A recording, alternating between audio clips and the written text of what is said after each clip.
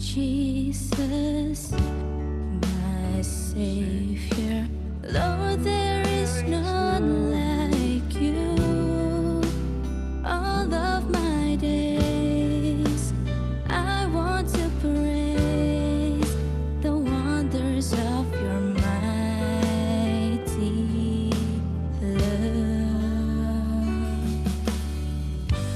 My comfort, my shelter, tower of refuge and strength.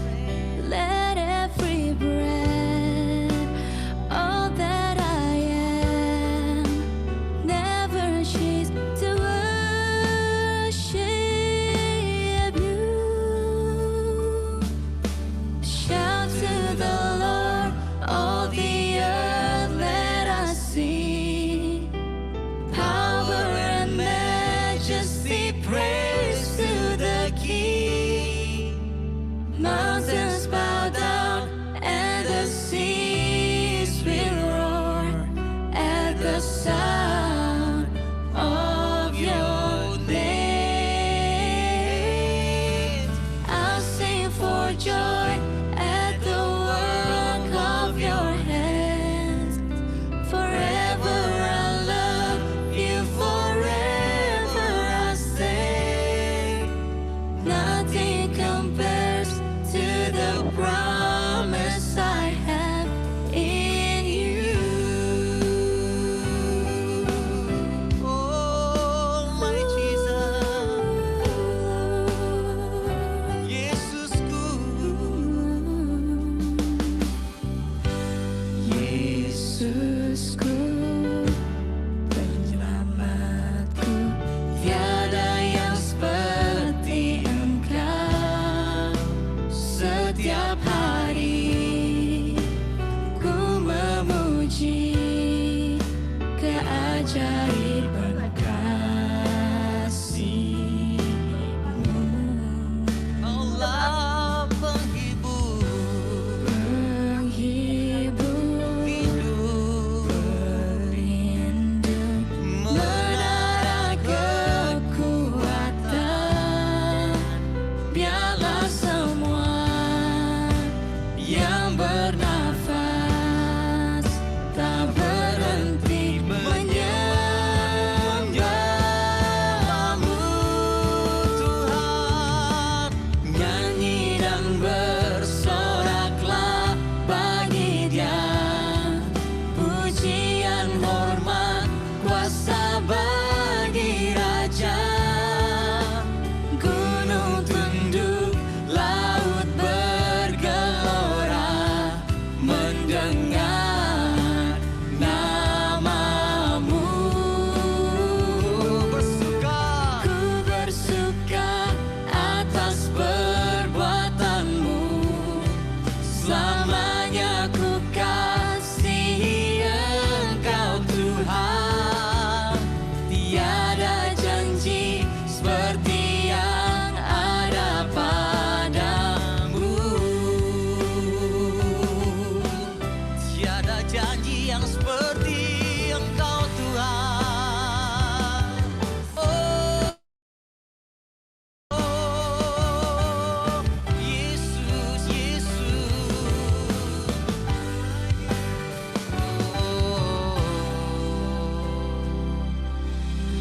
shout to the Lord, all the earth, let us sing.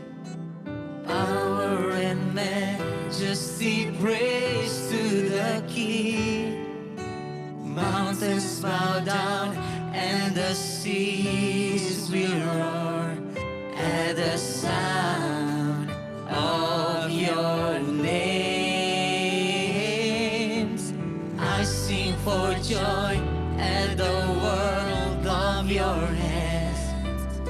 Forever I love you, forever I stand. Nothing compares to the promise I have. Nothing compares to the promise I have. Nothing compares to the promise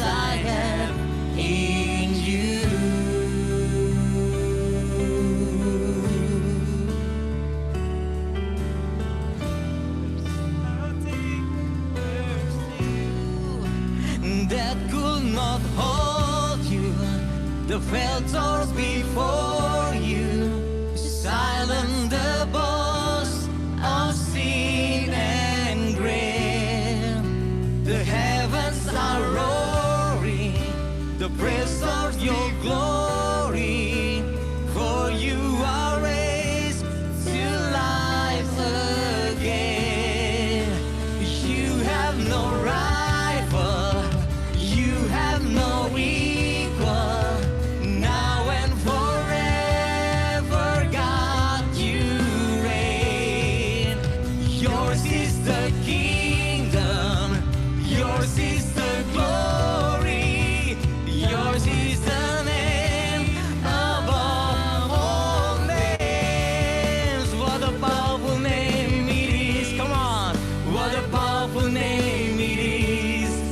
The name of Jesus Christ, my King. What a powerful name it is. Nothing can stand against. What a powerful name it is. The name. What a powerful name. Hallelujah. What a powerful name it is. What a powerful name it is. The name of Jesus Christ, my King. What a powerful name it is. Nothing can stand against. What a powerful name it is. The name of Jesus. What a powerful name it is. The name of Jesus. What a powerful name it is. The name of Jesus.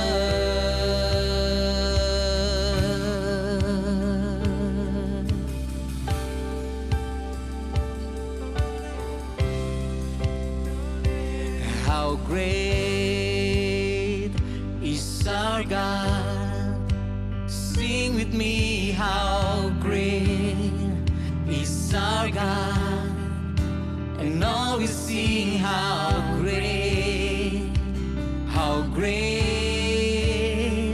is our God. Come on, sing, how great is our God. How great is our God. Sing with me, how great is our God. And all we see, how great is our God. Name above all names. Name above all names. You are worthy of our praise. My heart will sing, how great is our God. You're the name above all names. Sing. Name above all names. You are worthy of our praise. My heart will sing, how great is our God. Katakan bersama-sama, besar kau Tuhan. Besar kau Tuhan, betapa besar kau Tuhan. Semua akan melihat besar kau Tuhan. Sekali lagi, angkat tanganmu dan sembah Dia, katakan besar, besar kau Tuhan, betapa besar kau Tuhan. Melihat yang besar, besar kau Tuhan. Oh, besar kau Tuhan, betapa besar kau Tuhan.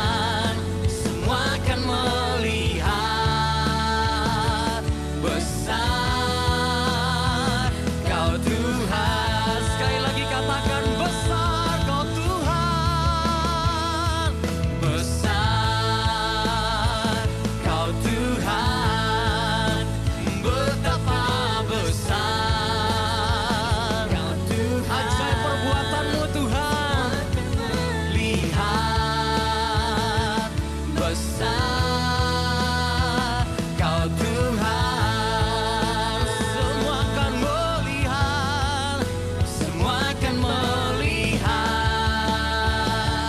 besar Kau Tuhan. Katakan semua, semua akan melihat besar Kau Tuhan.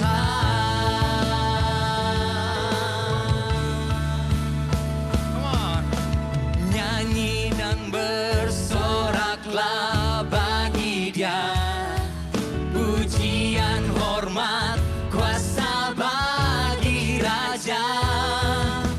Gunung tunduk, laut bergelora mendengar namamu.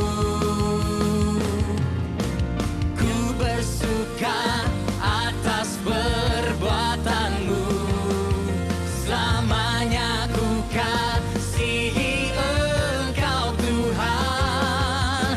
Tiada janji seperti yang ada padamu, tiada janji seperti yang ada padamu, tiada janji seperti yang ada padamu. My Jesus, my Savior, Lord, there is none like you.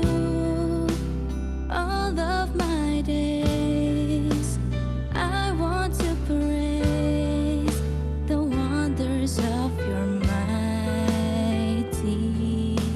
love.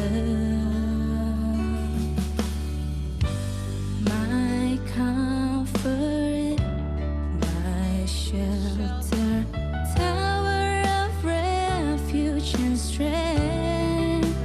Let every breath, all that I am, never cease to worship you. Shout to the Lord, all the earth, let us sing. Power and majesty, praise to the King.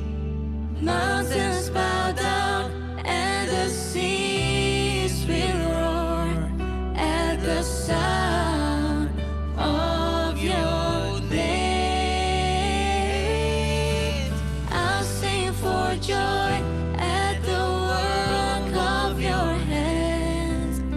Forever I love you, forever I say. Nothing compares to the promise I have in you.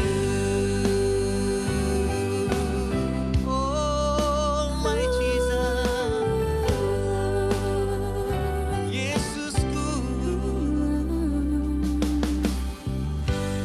Yesusku, penyelamatku, tiada yang seperti Engkau. Setiap hari ku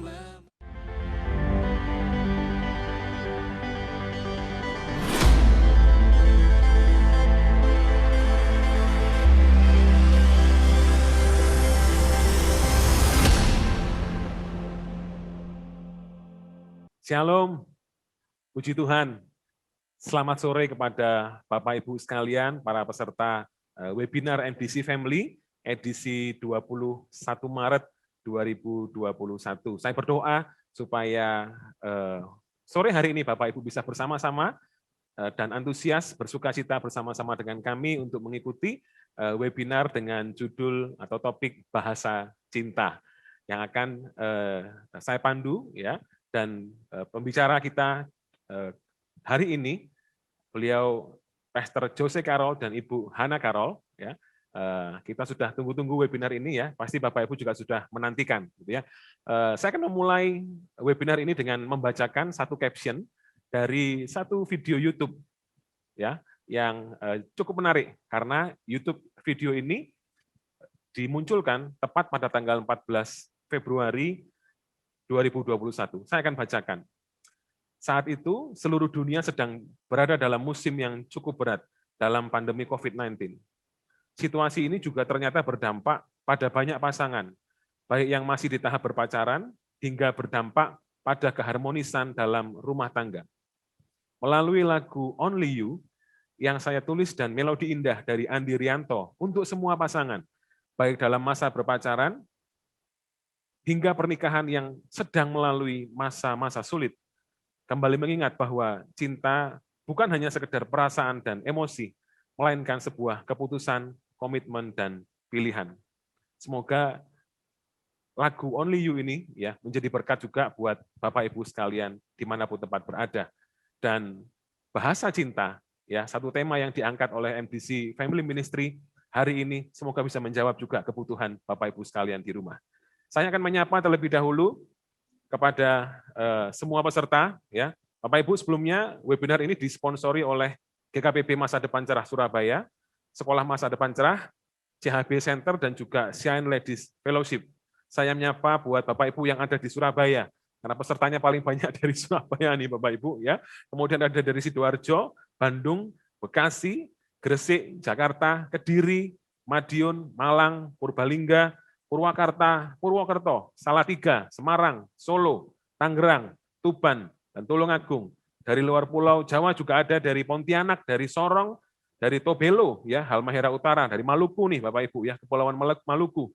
Kemudian juga dari Soato Baru, Galela Barat, Halmahera Utara dari Maluku, ya. Kemudian dari Denpasar, Bali, dari Jimbaran, ya, dari Badung, dari Medan, dan dari Jayapura. Dan satu ada peserta juga ada dari luar negeri, Bapak Ibu, dari Princeton, ya.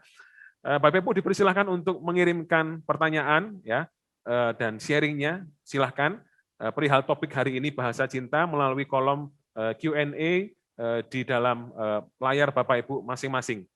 Baiklah Bapak Ibu, kita akan segera memulai webinar kita pada sore hari ini. Saya akan persilahkan kepada Pastor Handono untuk memulai di dalam doa. Silahkan Pastor Handono. Baiklah Bapak Ibu, mari kita bersama-sama naikkan doa kita.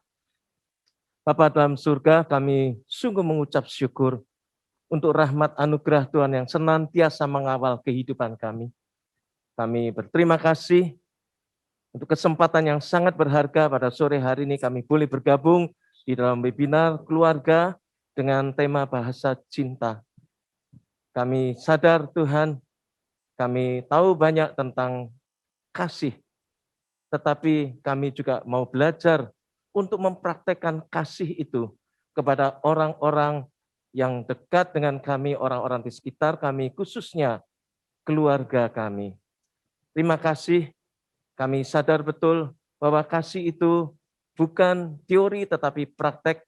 Kasih itu bukan perasaan tetapi perintah Tuhan. Kasih itu bukan sesuatu yang mudah tetapi bukan berarti kami tidak dapat mempraktekkannya. Oleh sebab itu, pada sore hari ini kami mau belajar dari prinsip-prinsip Tuhan melalui hamba-Mu, Pastor Jose Carroll dan Hannah Carroll. Kami berdoa, Tuhan, biarlah setiap peserta yang bergabung dimanapun mereka berada, Tuhan Engkau yang memberkati. Kami menyerahkan setiap peralatan jaringan internet yang kami pakai, Tuhan biar semuanya berjalan dengan lancar. Sekali lagi, kami mendedikasikan webinar keluarga ini ke dalam tangan-Mu. Kami juga siap menerima berkat besar melalui pesan yang akan disampaikan pada sore hari ini. Terima kasih Tuhan, terpuji nama-Mu. Dalam nama Tuhan Yesus Kristus, kami naikkan doa kami. Mari setiap kita yang percaya katakan, amin. Tuhan memberkati. Amin. Puji Tuhan. Terima kasih Pastor Handono untuk doanya, ya. Bapak Ibu, saya akan membacakan terlebih dahulu profil dari pembicara kita pada siang hari ini, yaitu Pastor Jose Carroll dan Ibu Hannah Carroll. Jose Carroll melayani sebagai wakil gembala sidang dari Jakarta Praise Community Church, JPCC, dan turut berperan dalam perintisannya sejak tahun 1999.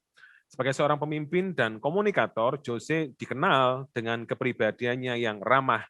Saat mengajar, Jose menyampaikan prinsip kebenaran firman Tuhan secara relevan agar dapat membangun dan mengubahkan kehidupan serta membawa dampak terhadap masa depan bangsa. Bersama istrinya Hana, mereka telah dikaruniai 2 orang anak. Baik, Bapak Ibu, saudara sekalian yang dikasihi oleh Tuhan, kita akan mendengarkan sedikit paparan materi dari Pastor Jose Carroll. Silahkan Bapak Ibu menyimak dengan santai, gitu ya. Kita berdoa supaya apa yang Pastor Jose sampaikan ini bisa menjadi berkat dan pasti menjadi berkat buat Bapak Ibu sekalian yang ada di rumah. Silahkan untuk mengisi kolom Q&A dengan pertanyaan atau sharing yang nanti kita akan diskusikan bersama-sama dengan Pastor Jose dan Ibu Hana Carroll. Saya persilahkan untuk Pastor Jose menyampaikan paparan materinya. Silahkan.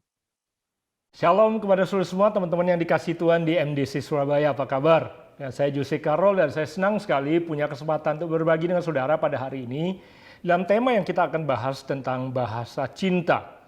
Bahasa cinta adalah salah satu topik yang sangat penting yang menjadi dasar kunci daripada keberhasilan kita, terutama di dalam pernikahan yang sedang kita jalani.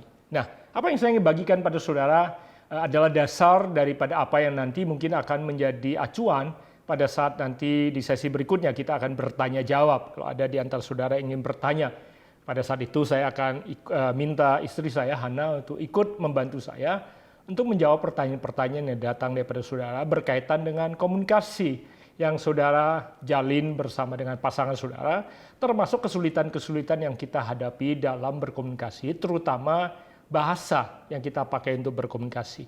Bahasa adalah alat yang kita pakai untuk berkomunikasi, dan seringkali walaupun kita berbicara bahasa yang sama, tidak jarang kita temukan kita saling salah mengerti, salah memahami, dan terjadi salah pengertian yang ada. Akibatnya, apabila itu berkelanjutan menjadi konflik yang berkepanjangan, yang akan mengancam keintiman dan keharmonisan kita di dalam sebuah rumah tangga. Nah, untuk memulai memberikan landasan kepada apa yang saya ingin bagikan pada saudara, saya memulai dengan mengutip 2 ayat di dalam Kejadian yang selalu saya jadikan acuan dasar apabila saya bicara tentang pernikahan.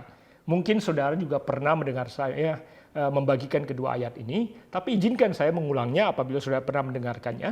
Dan apabila saudara belum pernah mendengarkannya, saya percaya ini akan membukakan mata saudara untuk melihat pernikahan dari perspektif yang lebih benar. Kejadian pasal pertama ayat 28 berkata seperti ini. Allah memberkati mereka, Adam dan Hawa, lalu Allah berfirman kepada mereka, beranak cuculah dan bertambah banyak. Penuhilah bumi dan taklukkanlah itu.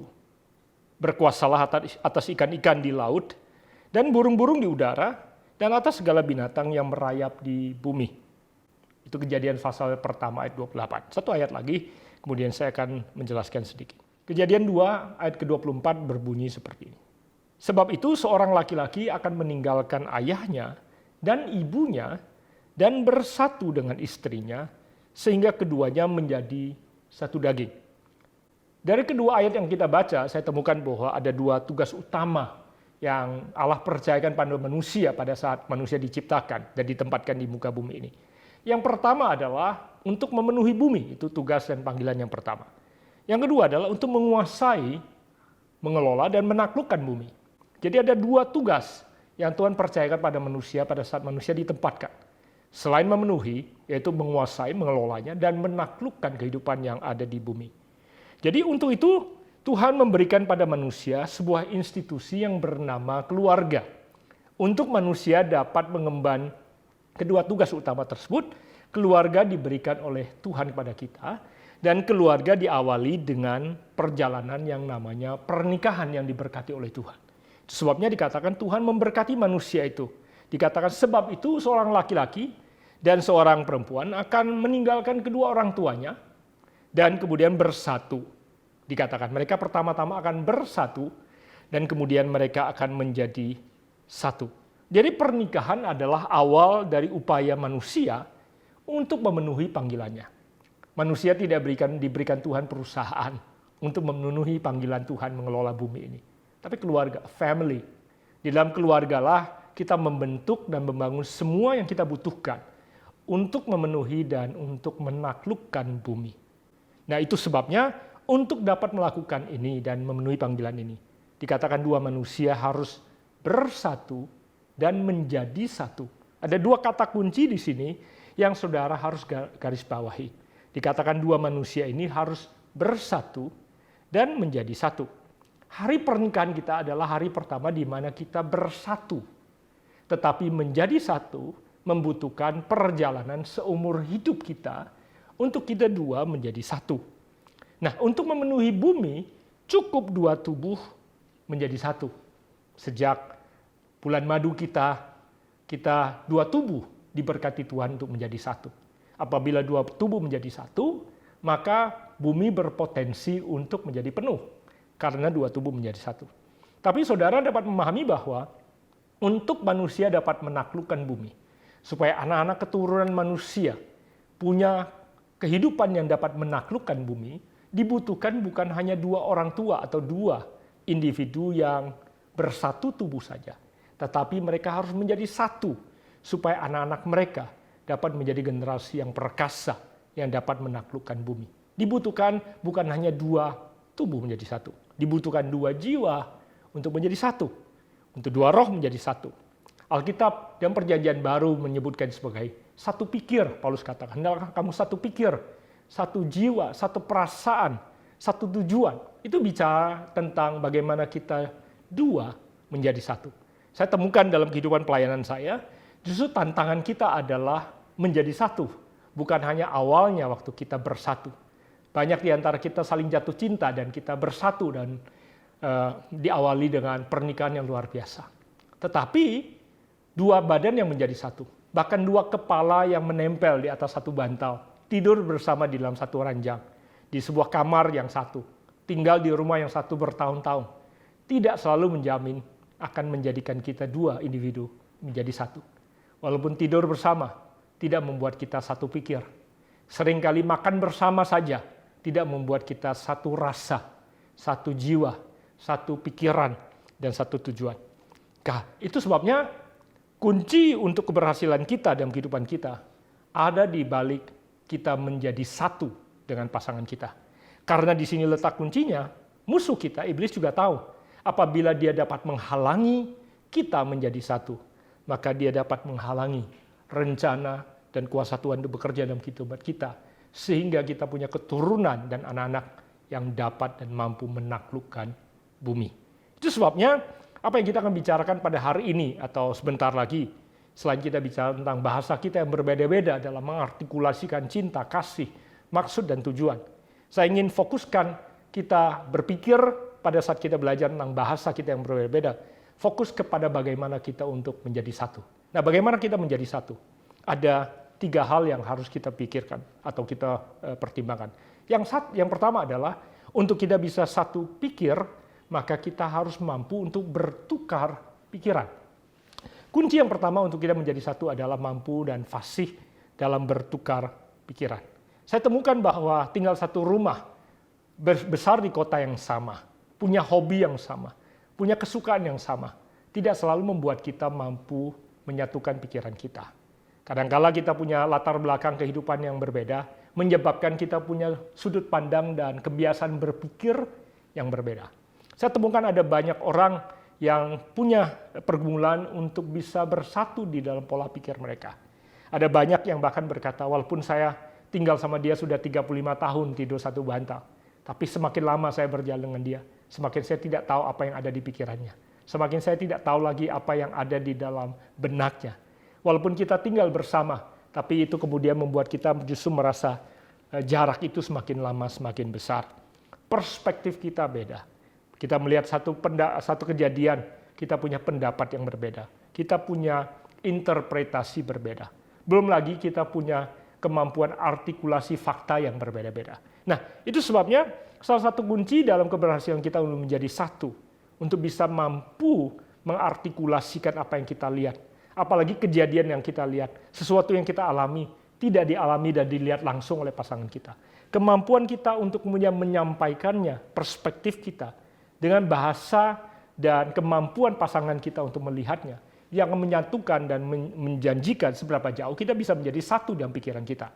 Semakin kita satu dalam pemikiran kita, semakin kita tidak akan terpisah. Itu yang pertama yang seringkali saya temukan menjadi tantangan. Yang kedua adalah berkaitan dengan perasaan selain pikiran.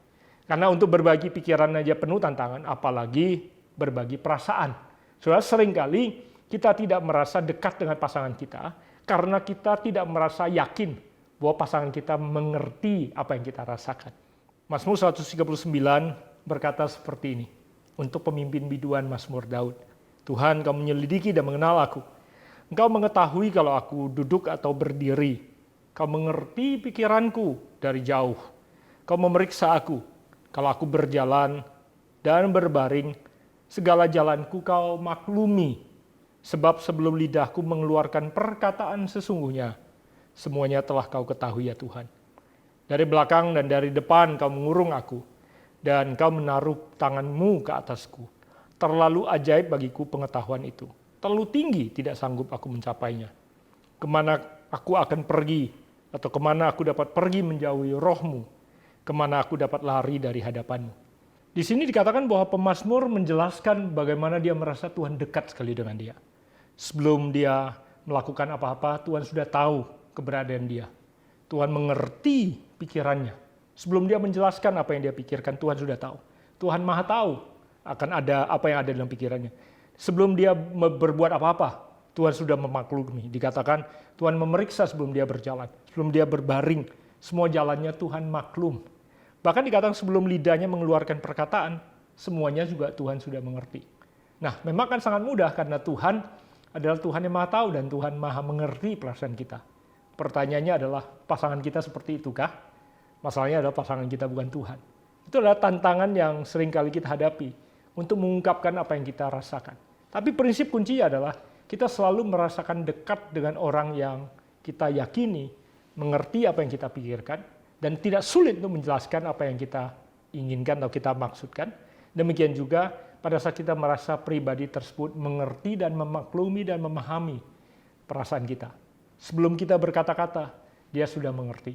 Dan kedekatan terbangun emosional pada saat kita mampu membangun kedekatan pikiran dan perasaan dan ada saling percaya yang seperti itu. Saudara, seringkali kita mengharapkan hal sama dari pasangan kita. Harusnya pasangan kita mengerti apa yang kita inginkan. Harusnya pasangan kita mengerti apa yang kita dipikirkan. Harusnya pasangan kita mengerti apa yang sedang kita ingin ungkapkan. Saudara, mengerti apa yang pasangan kita rasakan, itu yang akan membuat kita merasa dekat dengan pribadi tersebut. Kalau saudara simak, saudara pasti akan merasa dekat dengan seseorang apabila saudara yakin bahwa pribadi tersebut tahu apa yang saudara pikirkan dan dapat mengerti dan memahami apa yang saudara rasakan. Nah, tidak selalu mudah untuk kita dapat menyatukan pikiran dan perasaan kita. Apalagi kita tidak mampu untuk atau tidak fasih dalam menjelaskan dan mengungkapkan apa yang kita rasakan. Ada banyak pasangan yang berharap pasangannya bisa mengerti apa yang dia rasakan, padahal dia tidak pernah mengungkapkan apa yang dia rasakan. Belum lagi, seringkali kita kesulitan untuk mengungkapkan apa yang kita rasakan. Kita merasakan sesuatu dalam hati kita, tapi kita tidak selalu mampu untuk membahasakannya, menceritakannya, mengungkapkannya. Itu sebabnya bahasa kasih di sini penting sekali untuk menolong kita bukan hanya untuk mengungkapkan apa yang kita rasakan dan memastikan bahwa pasangan kita mengerti apa yang sedang kita katakan. Nah, saya yakin saudara sudah pernah belajar bahasa kasih yang berbeda-beda. Ada yang mengungkapkan perhatian dan kasih sayang dengan pelayanan. Ada yang mengungkapkan dengan memberikan kecukupan. Ada yang mengungkapkan dengan perkataan. Ada yang mengungkapkan dengan sentuhan.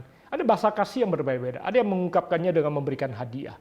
Namun saya percaya bahwa seberapapun banyaknya definisi daripada bahasa kasih yang ada, semua tujuannya adalah untuk saudara dapat mengungkapkan apa yang saudara ingin ungkapkan, perasaan saudara, sekaligus mengungkapkannya dengan bahasa yang dapat dipahami oleh pasangan saudara.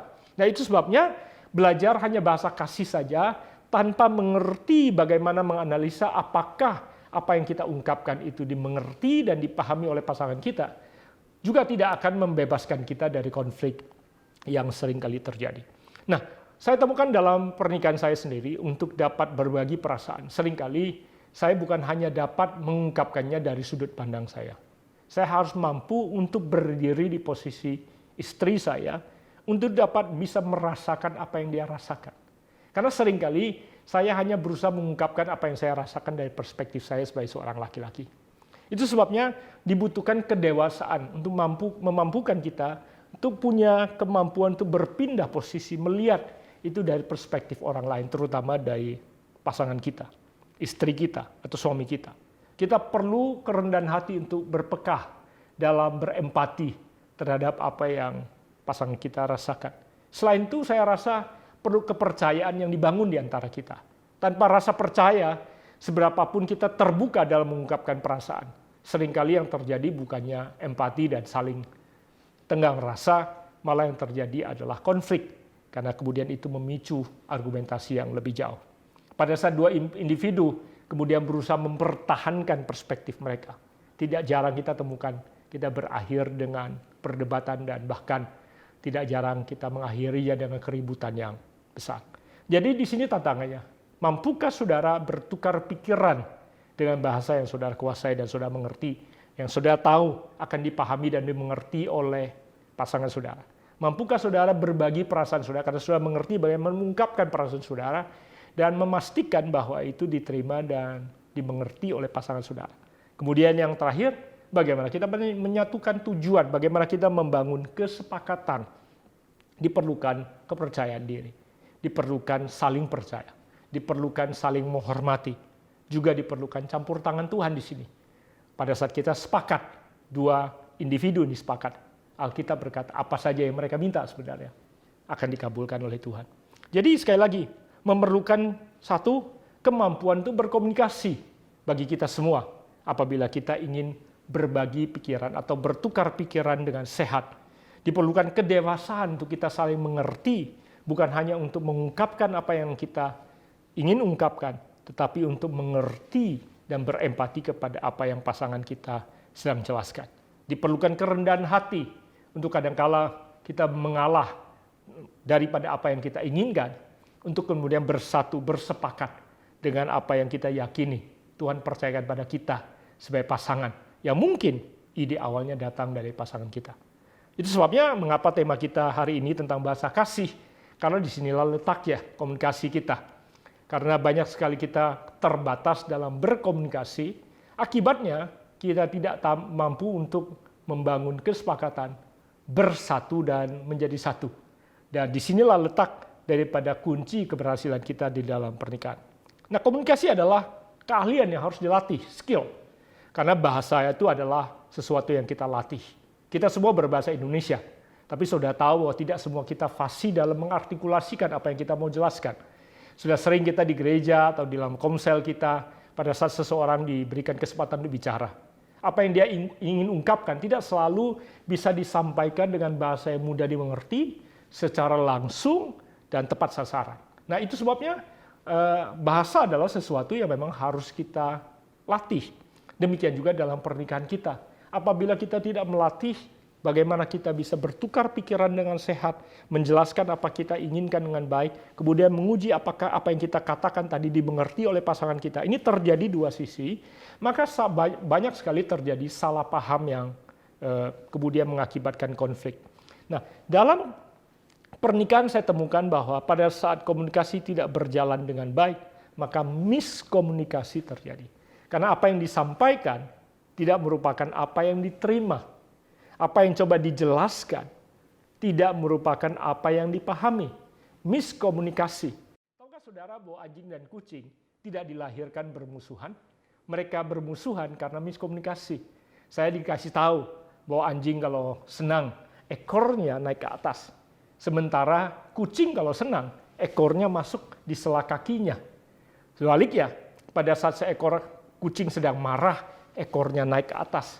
Dan pada saat dia senang, ekornya masuk ke bawah. Nah, saudara dapat bayangkan, pada saat seekor anjing melihat kucing, dia senang, dia kemudian mengibaskan ekornya ke atas. Dan pada saat kucing melihat ekor daripada si anjing yang naik ke atas, dia menafsirkan sebagai ajakan untuk berperang. Maka kucing pun membalasnya dengan ajakan perang. Dan mungkin sambil mengeluarkan taringnya dan mengeluarkan eramannya. Tapi saudara, anjing tidak mengerti bahasa kucing. Yang anjing lihat hanya ekornya daripada kucingnya ikut naik ke atas. Dia menafsirkannya sebagai kesenangan kucing untuk bertemu dengan dia. Akibatnya anjing mendekat. Karena dia mendekat, kucing yang tadinya sudah mengajak perang melihat anjing mendekat, kemudian membalasnya dengan cakaran. Anjingnya bingung. Tadinya saya pikir kamu ajak main, sekarang kamu cakar saya. Maka anjing yang badannya lebih besar kemudian mulai membalas dengan penindasan dan intimidasi secara fisik. Saudara, saya temukan bahwa banyak pasangan yang mengalami miskomunikasi karena apa yang dimaksudkan tidak diterima sebagaimana yang diinginkan. Miskomunikasi.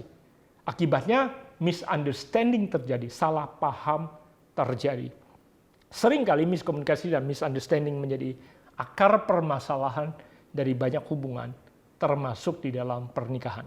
Nah, saya berharap dasar-dasar ini akan membawa kita nanti bisa berkomunikasi dengan baik pada saat kita bertanya jawab berkaitan dengan bahasa kasih, berkaitan dengan rasa tidak percaya yang terjadi dan terbangun, apalagi ada kesetiaan yang dilanggar dan ada banyak hal dan banyak luka di masa lampau yang perlu dipulihkan kembali. Tentunya akan menjadikan ini semua semakin kompleks. Nah, itu sebabnya miskomunikasi, misunderstanding, dan disagreement pada saat seorang suami dan istri tidak lagi sepakat bisa menginginkan apa yang mereka inginkan. Akibatnya, konflik yang terjadi dalam pernikahan mereka kemudian berkelanjutan. Nah, saya berharap nanti di dalam tanya jawab kita bisa masuk dalam lebih detail lagi bagaimana kita memakai bahasa kasih yang Tuhan berikan pada kita atau bahasa kasih yang kita secara alamiah tendensius lebih condong mempraktekannya akan menolong kita untuk menyelesaikan konflik di dalam kehidupan kita. Ada prinsip-prinsip dasar pada saat kita perlu menangani konflik atau konflik yang ada dalam hubungan kita perlu diselesaikan. Nanti secara prinsip dasarnya mungkin di salah satu pertanyaan yang ada, saya akan jawab bagaimana menyelesaikan konflik kalau ada konflik di dalam sebuah pernikahan. Ada 3 langkah kunci nanti di situ yang nanti saya akan jelaskan. Ada pembagian fakta, ada berbagi perasaan, kemudian mengusulkan masa depan atau jalan keluar yang ada. Ada langkah-langkah konkret yang harus ditindaklanjuti pada saat kita mau menyelesaikan miskomunikasi atau misunderstanding, salah paham yang ada di antara kita dengan pasangan kita. Tetapi untuk pembukaan ini saya rasa ini adalah pembukaan dan dasar acuan kita untuk kita kemudian belajar lebih jauh bagaimana kita bisa berkomunikasi dengan baik dengan pasangan kita baik sama masing-masing. Saya berharap apa yang saya bagikan ini bisa menolong kita untuk kemudian bisa berdiskusi dan berbicara lebih lanjut di dalam Q&A session kita untuk bisa menolong kita bisa berkomunikasi dengan baik dalam bahasa kasih yang kita miliki masing-masing. Baik, ya, terima kasih Pastor Jose untuk paparan materinya. Bapak Ibu, kita akan masuk ke dalam sesi selanjutnya bersama Pastor Jose Carol dan Ibu Hana untuk bersama-sama kita membahas dan mendiskusikan pertanyaan-pertanyaan ataupun sharing-sharing yang akan Bapak Ibu atau mungkin Bapak Ibu sudah memberikan pertanyaan di dalam kolom Q&A. Tapi sebelum itu kita akan terlebih dahulu menyimak satu info dan news dari kami. Silakan.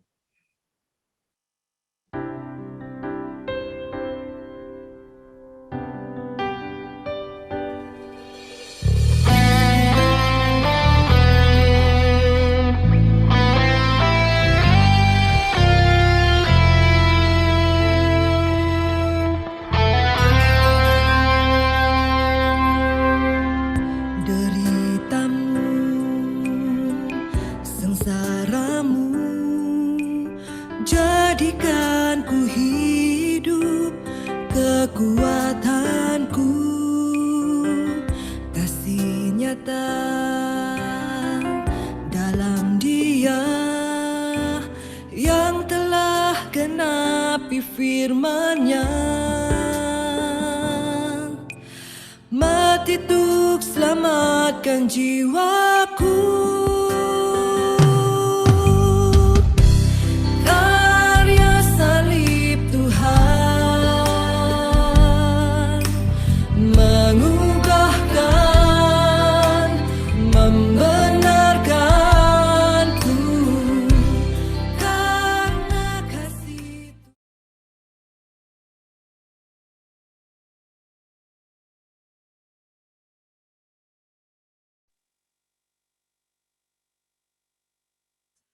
Baik, ya, Pastor Jose dan Ibu Hana sudah bergabung bersama-sama dengan kita Bapak Ibu.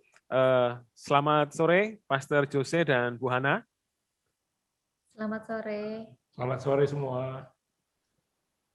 Oke, ya, wah ini kelihatan seger sekali nih, Pastor Jose dan Bu Hana.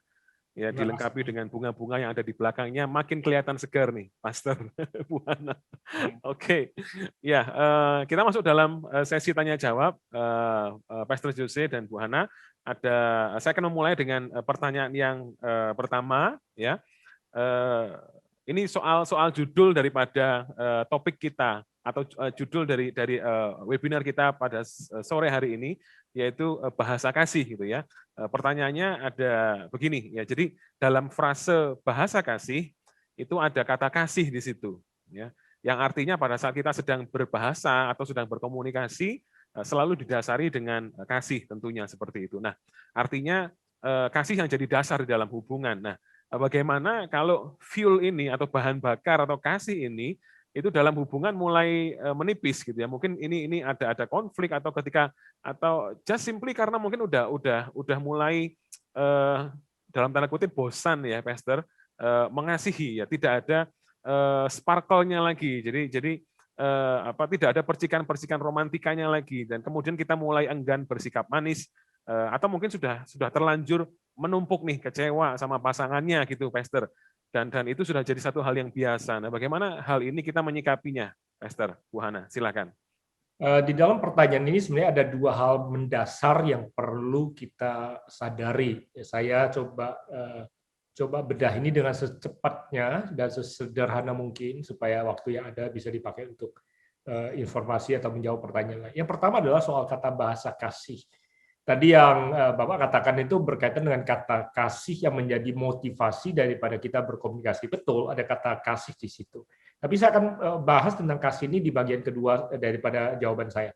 Bahasa kasih itu berasal dari terjemahan pada kata language of love dalam bahasa Inggris. Bahasa kasih itu sebenarnya adalah, maksudnya definisinya adalah bahasa yang kita pakai, kecenderungan yang kita pakai untuk mengungkapkan apa yang kita cintai dan bagaimana kita merasa dicintai. Itu definisi daripada bahasa kasih. Ya, yang memperkenalkan kata language of love itu salah satu buku itu Gary Chapman, dia yang menulis tentang 5 languages of love, tentang manusia mengungkapkan, mengasihi dan merasa dikasihi dengan 5 bahasa kasih yang ada. Yang saya pribadi berpendapat bisa lebih daripada 5 itu. Ya, dia bicara soal orang merasa mencintai atau merasa dicintai kalau misalnya ya tadi ada yang namanya gift giver, merasa mengungkapkan cinta dengan memberi hadiah, mengungkapkan cinta dengan act of service, melayani. Ada yang dengan provision, ada yang dengan affection, sentuhan, ada yang dengan words of confirmation atau words of affirmation ya. Jadi mengungkapkan dengan kata-kata. Jadi itu 5 yang utama. Jadi kalau saya misalnya gift giver, saya adalah orang yang mengungkapkannya dengan bahasa kasih dengan memberi hadiah. Saya cenderung kalau ingat misalnya mau bilang sayang, saya beli hadiah gitu. Nah, kalau pasangan saya dia bukan gift giver, dia bukan penerima atau pengungkap cinta dengan bahasa hadiah, dikasih hadiah bisa jadi dia nggak merasa dicintai, apalagi kalau dia merasa dicintai. Bahasa kasihnya adalah kecukupan misalnya, provision gitu ya. Nah, jadi itu salah satu dasar dari definisi bahasa kasih. Nah, tadi yang Bapak katakan adalah tentang motivasi kita dalam berkomunikasi cinta. Gimana kalau udah nggak rasa ya. Jadi saya mungkin jawab dengan sederhana dulu. Cinta itu memang bukan perasaan, cinta itu keputusan. Definisi di dalam Alkitab 1 Korintus 13 itu kasih itu sabar, murah hati, tidak cemburu, tidak mementingkan diri sendiri, menutupi segala sesuatu, menerima segala sesuatu. Itu semua adalah keputusan. Sabar itu bukan perasaan, tidak sabar adalah perasaan. Tapi sabar adalah keputusan waktu lagi gergetan. Cemburu itu perasaan, tapi tidak cemburu juga adalah keputusan pada saat kita sedang berasap. Jadi memang cinta itu adalah sebuah keputusan.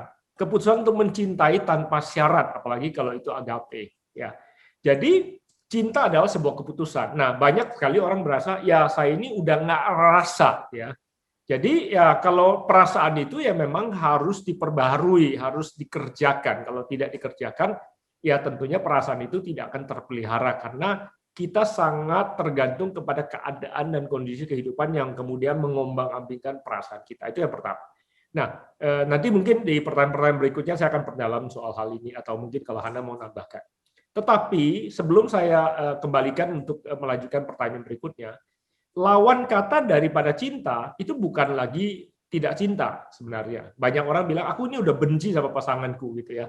Aku udah nggak cinta lagi ya. Bahkan mungkin kalau tadi bilang cuman kayaknya nggak ada rasa lagi, percikan seperti dulu menggebu-gebu. Ya saya seringkali berkata bahwa dalam pernikahan tentunya perasaan itu bergeser ya, karena waktu kita berpacaran itu rasa menggebu-gebu itu kan karena pengalaman pertama kali jatuh cinta, ada hormonal experience yang berbeda ya dibandingkan kalau kita masuk dalam pernikahan tahun ke-10, tahun ke-20, tahun ke-30. Cinta itu diungkapkan dengan wujud yang berbeda tentunya, dalam kedewasaan yang berbeda. Nah, itu sebabnya saya cuma ingin berkata bahwa pasangan yang masih saling membenci sebenarnya masih cinta, cuman energi dan kekuatan untuk mencintai itu tidak dalam bentuk positif. Ya, orang yang benci itu sebenarnya dia cinta banget, cuma cintanya tidak dibalas, makanya jadi sifatnya negatif, jadi benci banget. Nah, lawan daripada cinta itu adalah nggak peduli. Justru kalau kita sama sekali tidak peduli lagi, itu berbahaya dalam sebuah hubungan. Nah, itu yang perlu ditangani cepat-cepat, karena kalau kita saling tidak peduli lagi, berarti ada hal-hal yang sangat mendasar yang tidak terselesaikan dalam pernikahan atau hubungan tersebut. Itu sih yang saya mau katakan dulu berkaitan dengan cinta. Jadi kalau pasangan sudah bosan, tidak mengasihi, tidak ada percikan, nah disitulah kita harus mencari apa yang menjadi akar permasalahan. Kalau kekecewaan biasanya itu awalnya datang dari konflik perbedaan. Nah justru yang seperti tadi saya di presentasi saya di awal, salah paham terjadi, konflik terjadi karena ada hal-hal yang tidak terungkapkan dengan baik, ada ekspektasi yang tidak terpenuhi, dan ada salah paham di situ sih. Itu mungkin analisa saya terhadap pertanyaan tadi. Hana mau tambahkan sesuatu dulu? Mungkin saya tambahkan bahwa cinta itu bukan objek ya, bukan benda, tapi love is an action. Cinta itu adalah sebuah kata kerja, action. Karena di Yohanes 3 ayat 16 aja dikatakan karena begitu besar kasih Allah akan dunia ini sehingga ada action ya kan, dia mengaruniakan anak yang tunggal. Jadi ya sama seperti kayak olahraga, kadang-kadang kita memilih untuk lebih enak nggak olahraga ya. Tapi ketika kita memutuskan untuk saya mau sehat, ya udah kita memaksakan diri kita, membuat diri kita untuk melakukannya. Demikian juga dengan love, cinta gitu. Jadi masalahnya bukan ada atau tidak ada, tapi berkaitan dengan keputusan tadi. Kalau kita memutuskan bahwa ya saya masih mencintai, masih mau mencintai, masih mau memperjuangkan cinta ini, masih mau mempertahankan cinta ini, then we have to do the action. Paksakan diri, lakukan apa yang sebenarnya mungkin kita udah nggak pengen lakukan, tapi kita melakukannya. Pada saat kita melakukannya, we will reap the benefit. Sama seperti ketika kita melakukan olahraga itu, pada akhirnya kita akan merasakan manfaatnya untuk kita sendiri, dan kemudian ketika kita merasakan manfaatnya, kita akan terpacu lagi untuk melakukannya lagi dan lagi. Baik, ya terima kasih Pastor Jose dan Bu Hana. Ya, pertanyaannya singkat tapi jawabannya sangat mendetail, sangat bagus sekali, memperlengkapi kita semua ya Bapak Ibu. Thank you. Pertanyaan selanjutnya, Pastor Jose dan Bu Hana, ini dari peserta kita sore hari ini dari anonim ya, jadi tidak ada namanya, cuman beliau bertanya demikian, bagaimana sebaiknya tetap menjaga komunikasi ya dengan baik pada saat sedang emosi agar tidak saling melukai pasangan maupun juga anak-anak, dalam hal ini mungkin keluarga begitu. Jadi pada saat kita sedang marah, sedang emosi, bagaimana untuk menjaga supaya apa yang kita sampaikan itu tetap baik gitu ya. Silakan Pastor Jose, Bu Hana.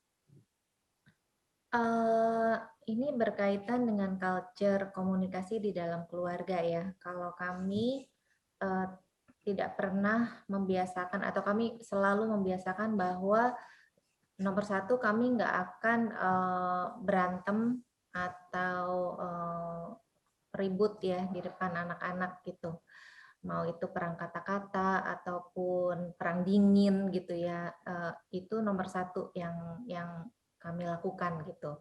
Jadi itu nomor satu, dan nomor dua, secara pribadi kami berdua juga punya kesepakatan untuk tidak ngegosipin pasangan sendiri gitu. Kalaupun kayak istilahnya ngumpul istri-istri doang atau suami-suami doang gitu, kita nggak akan kayak ngegosipin pasangan kami sendiri gitu, apalagi ya melontarkan kata-kata yang mendiskredit ya pasangan kami sendiri. Saya rasa mungkin start dari boundaries itu, start dari batasan yang paling ekstrim itu gitu. Jadi ada baiknya mungkin kebiasaan itu yang dibangun ya.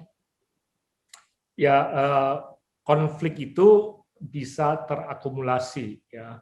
Kalau kita bikin kurva atau kita membayangkan sebuah kurva, konflik itu bisa terakumulasi dan bisa terbangun dari bawah ke atas. Kalau kita melihat seperti, nggak kelihatan ya, mungkin nggak bisa kelihatan. Kalau kita membayangkan kurva, kalau kita membayangkan kurva, konflik itu bisa dari bawah kemudian menanjak ke atas sampai kepada puncaknya, dan kemudian harus diselesaikan ke bawah. Nah, anjuran saya adalah setiap konflik tidak perlu dibawa sampai ke puncak sebelum sampai diturunkan menjadi atau menemukan solusinya. Karena puncak daripada sebuah konflik adalah merusak dan menghancurkan, menyakiti diri sendiri. Ya.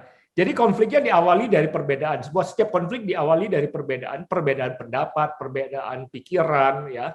Kemudian jadi perdebatan. Ya, setelah perdebatan, yang tadi bicara soal emosi itu adalah langkah pertama kita mengeluarkan itu dari hati kita, dari diri kita. Waktu kita mulai menyerang. Nah, dalam penyerangan dalam sebuah konflik itu ada 3 tahap. Penyerangan pertama biasanya yang diserang itu nilai. Ya, tadi yang Hana bilang, kami sudah jaga, kami tidak akan saling menyerang nilai. Misalnya, apalagi ngomong sama anak, bapakmu itu ya memang, atau mamamu itu memang mamamu itu dari engkongnya emaknya, misalnya itu menyerang nilai. Dasar, nah itu yang diserang pertama nilai.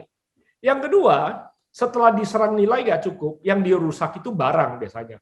Mulai banting barang, banting itu setelah omongin nilai nggak cukup, belum puas, itu after destroy value, destroy things, barang yang dibanting biasanya.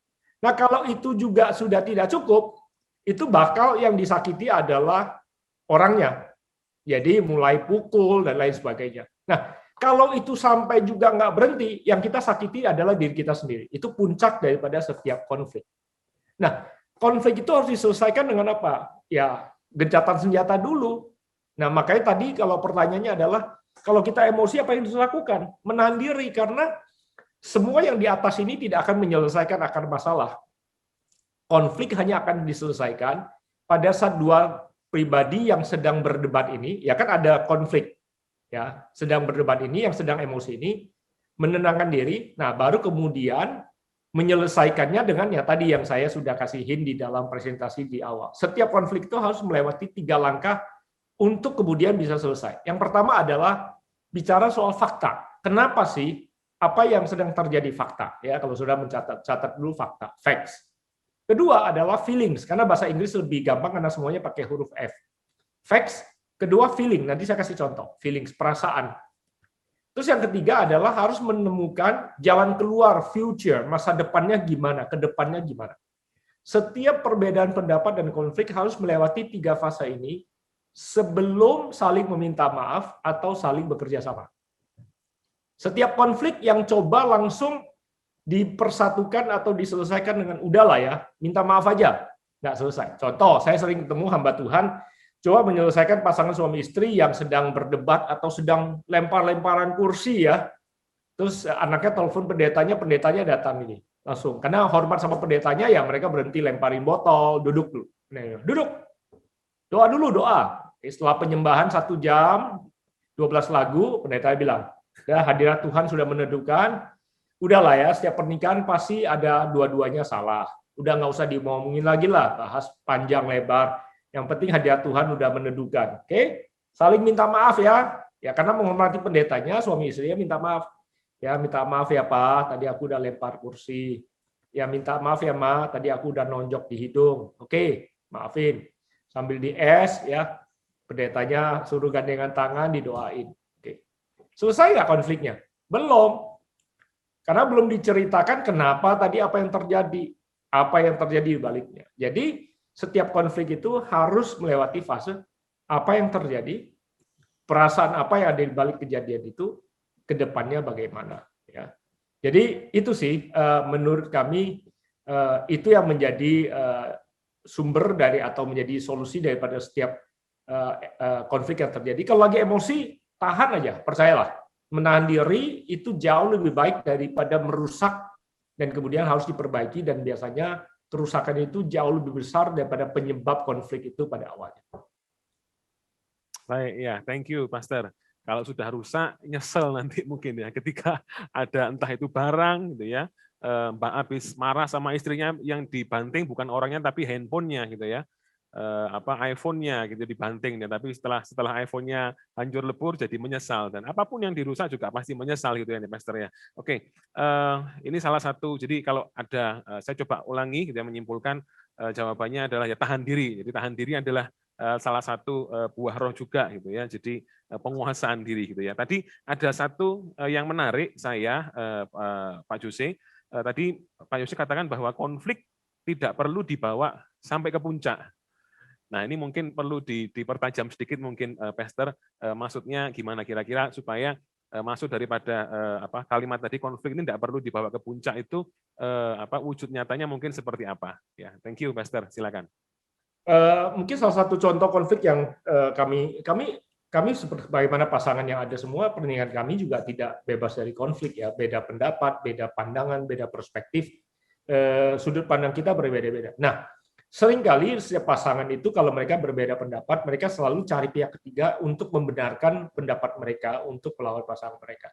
Nah, kalau pendapat mereka ada benar dan ada salahnya, gampang untuk pihak ketiga, konselor atau hamba Tuhan untuk kemudian menengahi. Nah, bagaimana kalau pendapat mereka atau sudut pandang mereka tidak ada salah, tidak ada benar? Nah, banyak sekali dalam kehidupan kami itu tidak ada salah, tidak ada benar. Contoh, kasih contoh. Saya kebiasaan berbahasa, contoh yang saya baru menyadari, kalau saya bicara sama istri saya suka menambahkan kata ngerti nggak gitu di akhir daripada kalimat saya. Nah, kebiasaan bilang ngerti nggak itu menyebabkan istri saya merasa dianggap tidak mampu, tidak ngerti, kurang secara kecerdasan, kurang mampu, dan lain sebagainya. Tapi di awal-awal kalau Hana ngomong ngerti gitu ya, saya tersinggung. Kok kamu jadi malah kurang ajar, kok jadi malah seperti apa sih gitu ya. Dan kemudian kalau dia bilang, "Iya, habis kamu ngomongnya kayak sama anak kecil gitu ya, kayak ngerti nggak gitu." Merendahkan gitu. Nah, setiap kali kalau dia mengatakan seperti itu, saya dengan tulus dan Tuhan saksi saya tidak mungkin merendahkan dia, apalagi menganggap dia bodoh dan menganggap dia tidak mampu, karena saya tahu betul, jujur Tuhan saksi saya, bahwa saya tertarik sama dia karena dia wanita yang sangat cerdas, wanita yang sangat independen, itu yang membuat saya jatuh cinta sama dia. Jadi di dalam benak saya, dalam kesadaran saya, setulus-tulusnya tidak mungkin saya ini akan menganggap remeh, menganggap rendah, apalagi merendahkan dia dan menganggap dia tidak mampu. Nggak mungkin. Jadi langsung saya pasti akan membela diri. Nggak mungkin, aku nggak akan rendahin kamu lah. Akan terjadi perdebatan karena perasaan dia terhadap apa yang saya katakan itu kan legit ya, kan itu perasaan dia. Dia yang merasa waktu saya bilang ngerti nggak gitu ya. Padahal saya merasa bahwa saya tidak pernah merendahkan dia. Nah, kalau di debat, ya saya membela pendapat saya, posisi saya yang saya tulus di hadapan Tuhan, bahkan tarik-tarik Tuhan jadi saksi. Sementara dia membela perasaan dia, dan kalau itu diteruskan dan tidak ada penguasaan diri, dia kemudian kesal, ya bisa jadi perang rumah tangga yang seperti tadi saya katakan, bisa mulai serang nilai, serang barang, dan kemudian serang orang, dan bisa saja Ya, tapi kalau kita tahu bahwa nggak perlu dibawa ke situ, dan kemudian oke, sekarang kita duduknya faktanya apa? Saya akan bilang, apa yang terjadi? Dia, iya soalnya waktu kamu tadi jelasin, apalagi misalnya kadang-kadang cari alamat, lihat peta, ya misalnya seringkali kalau kita liburan gitu, dia lihat peta. Sebelum ada aplikasi. Sebelum ada aplikasi ya. Jadi kalau saya nyetir, dia baca peta itu dia udah paling apa perasaan yang tepat? Kalau saya nyetir, kamu cari peta. Frustasi, stres, gitu ya. Jadi, nah bayangkan kalau kemudian kita nggak menguasai diri, menahan diri, ya saya bela diri, dia bela diri, perasaan dia subjektif ya, kan dia yang ngerasa nggak akan selesai dan bisa diperdebatkan dan diributkan terus. Oke, kita harusnya duduk. Oke. Kenapa sih tadi? Ya, faktanya adalah kamu ngomongnya begini, gini. Oke. Saya boleh cerita bahwa saya sesungguhnya saya sayang, cinta kamu, jatuh cinta karena kamu pintar. Ya, tapi kan nggak cukup untuk menyelesaikan masalah kalau dia merasa direndahkan. Nah, saya harus dengerin dulu. Dia harus bilang karena dia kalau dia jawab apapun juga kan dia nggak bilang sebenarnya waktu kamu ngomong itu aku merasa direndahkan. Dia nggak ngomong. Kan dalam berantem kan nggak ngomong.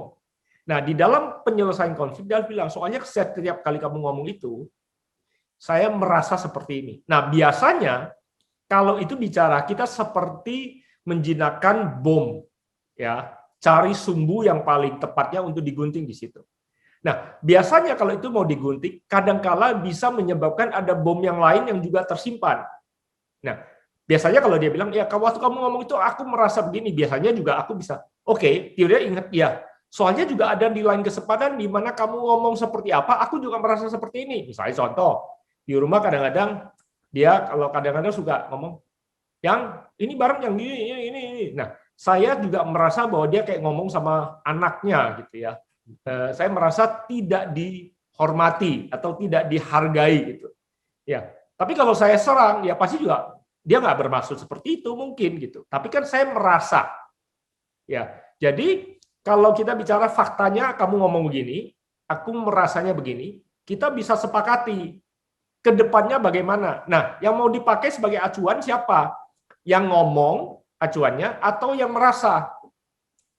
Nah, kalau pakai yang ngomong, jadi saya bilang gini, pokoknya kamu percaya deh, aku nggak merendahin kamu ya. Pokoknya kamu telan aja itu perasaanmu. Pokoknya aku nggak merendahin kamu. Ngerti nggak? Ngerti nggak? Gitu ya. Udah bisa bayangkan pernikahannya. Demikian juga dia bilang, oke, kalau gitu tergantung aku yang ngomong ya. Itu piring yang digituin dong. Itu habis pakai garpu yang gitu. Ya, dia bilang, aku nggak merasa merendahkan sih. Karena dia bisa aja defensif terhadap apapun juga sudut pandang dia. Nah, jadi kami bersepakat, oke, kalau gitu, jadi bukan yang mengkomunikasikan itu yang jadi acuan. Yang merasa jadi acuan. Oke, kalau gitu, kalau kamu merasa seperti itu, aku harus ubah cara aku berkomunikasi. Ya, gampangkah mengubah bahasa komunikasi? Ya, nggak selalu gampang. Tapi karena dia tahu saya berusaha, setidaknya dia melihat dia ini berusaha loh. Gitu. Oke. Oke. Yes. Thank Apakah you. cukup jawab? Pertanyaannya singkat, tapi jawabannya panjang banget. Minta maaf. Oh, nggak apa-apa, Pastor. Ya, nggak apa-apa, Pastor. Kita memang perlu kejelasan, Pastor. Oke. Pastor, ini ada satu pertanyaan intermezzo, ya. Lalu boleh dijawab, boleh enggak nih, Pastor? Ya, karena apa yang saya tanyakan ini cuma per intermezzo saja. Biasanya kalau ibu-ibu ini kan cerewet nih, Pastor. Tapi Pastor Jose ini kan seorang preacher, you're a preacher, gitu kan? Mau nggak mau kan mesti agak cerewet juga. Nah ini karena ini pertanyaan intermezzo, saya cuma mau tanya, Pastor, yang lebih cerewet itu Pastor Jose Carroll atau Ibu Hannah Carroll? Oke, Pastor Jose. Oke, ya pertanyaan selanjutnya. Thank you tadi atas jawabannya yang begitu jelas gitu, Pastor ya. Oke, Pastor, saya agak sedikit mempertajam lagi ya. Ini kan bicara soal hubungan komunikasi, bahasa kita, bagaimana kita menghargai dan seterusnya ya. Nah, di mana Tuhan? Di mana Tuhan ditempatkan? Maksud saya begini, ketika kita sedang arguing, ketika kita sedang cari fakta, kemudian cari feelings-nya, kemudian future bagaimana. Nah, bagaimana kita menempatkan Tuhan dalam hati kita, dalam pikiran kita, Tuhan di mana saat itu, Pastor? Mungkin dari pengalaman pribadi ketika sedang mengalami sesuatu yang harus dibicarakan dengan dalam keluarga atau dengan anak, di mana kita menempatkan Tuhan atau bagaimana kita menempatkan Tuhan di situ. Ya, silakan Pastor dan Bu Hana. Tuhan adalah the center ya, pusat dari keluarga kita, dari ya pertama kita membentuk rumah tangga, Tuhan itu pusat gitu. Dan kalau pusat kan dia seperti titik poros. Nah, semuanya itu akan berputar atau punya orientasi ke pusatnya itu kalau mau masih tetap berjalan, masih tetap balance gitu. Jadi misalnya dalam konflik, tentunya nggak mudah ya kalau kita lagi emosi, kita lagi kesel, terus bisa mikir, oh what would Jesus do, what would Jesus say gitu dalam kondisi seperti ini gitu. Tentunya kita akan akan terbawa oleh emosi kita. Tapi kembali lagi tadi saya sempat mention untuk membangun sebuah culture, membangun sebuah kebiasaan. Kalau yang kami lakukan tuh biasanya kalau masih emosi, masih nggak bisa mengeluarkan apa yang baik, biasanya kami menahan diri dulu gitu. Jadi kembali lagi kepada ya firman Tuhan gitu, apa yang kamu katakan tuh harus yang sedap didengar, yang enak. Kalau memang kita lagi nggak bisa ngomong sesuatu yang enak gitu, yang keluar akan luapan emosi, ya sebaiknya nggak usah ngomong dulu gitu. It's okay gitu, gencatan senjata aja dulu gitu, daripada saling nembak, dua-duanya akan terluka kan. Ya. Nah itu sebenarnya langkah praktis yang ya kalau mau dicari ya dasarnya firman Tuhan gitu ya. Yes. Tapi kembali lagi sebenarnya menempatkan Tuhan di sumber di pusat dari keluarga kita juga akan membantu kita untuk think less of ourselves gitu. Jadi kayak misalnya nih kalau saya sendiri ya, contoh misalnya saya lagi emosi banget, saya nggak akan membiarkan that emotion consume me gitu. Jadi dia yang menguasai saya. Karena saya nggak akan membiarkan emosi saya yang jadi raja atau jadi Tuhan saya pada saat itu, apalagi sampai 1 hari, 1 bulan, 1 tahun gitu. Saya tetap akan kembali lagi gitu, kembali lagi kepada apa sih yang sebenarnya harus saya lakukan, harus saya katakan, harus saya kerjakan pada situasi seperti ini. Kalau akal pikiran saya dan hati saya belum bisa memutuskan sesuatu yang baik dan benar, saya akan meredam dulu, at least meredam dulu ya. Kalau kayak penyakit kita belum bisa cure, kita belum bisa sembuhin, at least kita redam dulu seperti yang kita lakukan ya dengan social distancing, pakai masker, at least kita redam dulu gitu supaya dia nggak menyebar kemana-mana. Nah mungkin itu lebih berpikir kepada langkah praktis apa yang sebenarnya dasarnya tetap kepada hubungan kita pribadi dengan Tuhan dan apa yang kita kenal dari firman Tuhan. Karena hubungan kita dengan Tuhan, kualitas hubungan kita dengan Tuhan akan mempengaruhi kualitas hubungan kita dengan pasangan kita. Oke, ya ada tambahan dari Pastor Jose mungkin? Nggak ada. Oh, oke. Thank you. The lady has spoken ya. Oke, Pastor. Ya, selanjutnya pertanyaan selanjutnya dari anonim lagi ya. Dari anonim lagi nih, Pastor. Bicara soal komunikasi gitu ya. Ketika ada konflik ya di dalam rumah tangga ya. Dan ini konfliknya sudah sedemikian meruncing, kemudian terdapat salah satu pihak yang tidak ingin rekonsiliasi ya. Namun memutuskan untuk berpisah. Nah, apa yang harus dikerjakan, Pastor?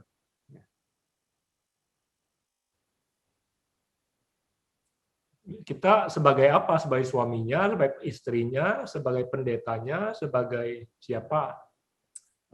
Saya sih lebih cenderung ini karena saya pria, Pastor. Ini saya nggak tahu juga karena ini anonim. Karena saya pria, saya kepengen ini deh jawabannya dari sisi pria dulu nih, Pastor. Gitu. Kalau seandainya saya pria dan istri saya sudah tidak mau lagi melanjutkan, saya mau kasih anjuran sama suami ini.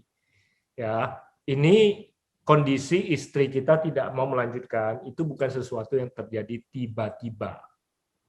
Ini adalah akumulasi Ya, betul. dari konflik yang berkelanjutan yang tidak pernah selesai. Ya, jadi kalau ini suami yang bertanya, kalau istri yang bertanya sama jawabannya. Ya, ini bukan kondisi yang mendadak terjadi. Dia ada akumulasi. Jadi apa yang mau dilakukan? Ya, anjuran saya adalah memperjuangkan, ya, memperjuangkan. Kalau ini satu pihak yang bertanya, saya berharap kalau pasanganmu tidak mau lagi, setidaknya Anda tidak menyerah dulu. Nah, tidak menyerah untuk kemudian melakukan hal tepat. Karena tidak menyerah tapi tidak melakukan hal yang tepat, sama juga memberikan bensin kepada api yang sudah tersulut. Banyak pasangan itu tidak menyadari bahwa mereka terus saling melemparkan bensin ke dalam konflik, Ya. sehingga suatu hari tidak terselamatkan. Itu yang terjadi karena ego, ya. Mereka tidak mau menyelesaikan bom-bom waktu yang ada di dalam sebuah pernikahan. Jadi apa yang saya mau anjurkan? Ya perjuangkan, jangan mau menyerah gitu. Yes. Nah, kalau dia berkata, udahlah, mendingan saya mulai dengan orang lain. Saya hidup belum 100 tahun, saya baru berusia 54 tahun ini. Tapi dalam pelayanan saya 30 tahun, cukup banyak melihat orang yang sudah mencoba pernikahan kedua. Ya, di dalam pelayanan saya sendiri, saya ada beberapa pasangan yang sudah menikah untuk kedua kalinya. Sekarang mereka menjadi konselor pernikahan. Dan mereka sendiri berani bersaksi kalau dulu apa yang menyebabkan mereka berpikir itu ternyata salah. Dan mereka berani saksikan itu di hadapan suami atau istri kedua. Sekarang dan mereka menyadari kalau mereka seandainya mereka bisa putar balik waktu, mereka akan lakukan apa saja yang mereka bisa untuk memperjuangkan yang pertama. Tidak sempurna apapun juga, mereka menganjurkan hal yang sama. Jadi mungkin itu yang saya bisa katakan gitu ya. Jadi kalau sampai berkata, udahlah, mulai lagi. Emang nggak bisa? Saya bisa cari yang lebih baik dari kamu. Ya, saya nggak ingin berkata coba aja gitu ya. Saya nggak ingin berkata seperti itu.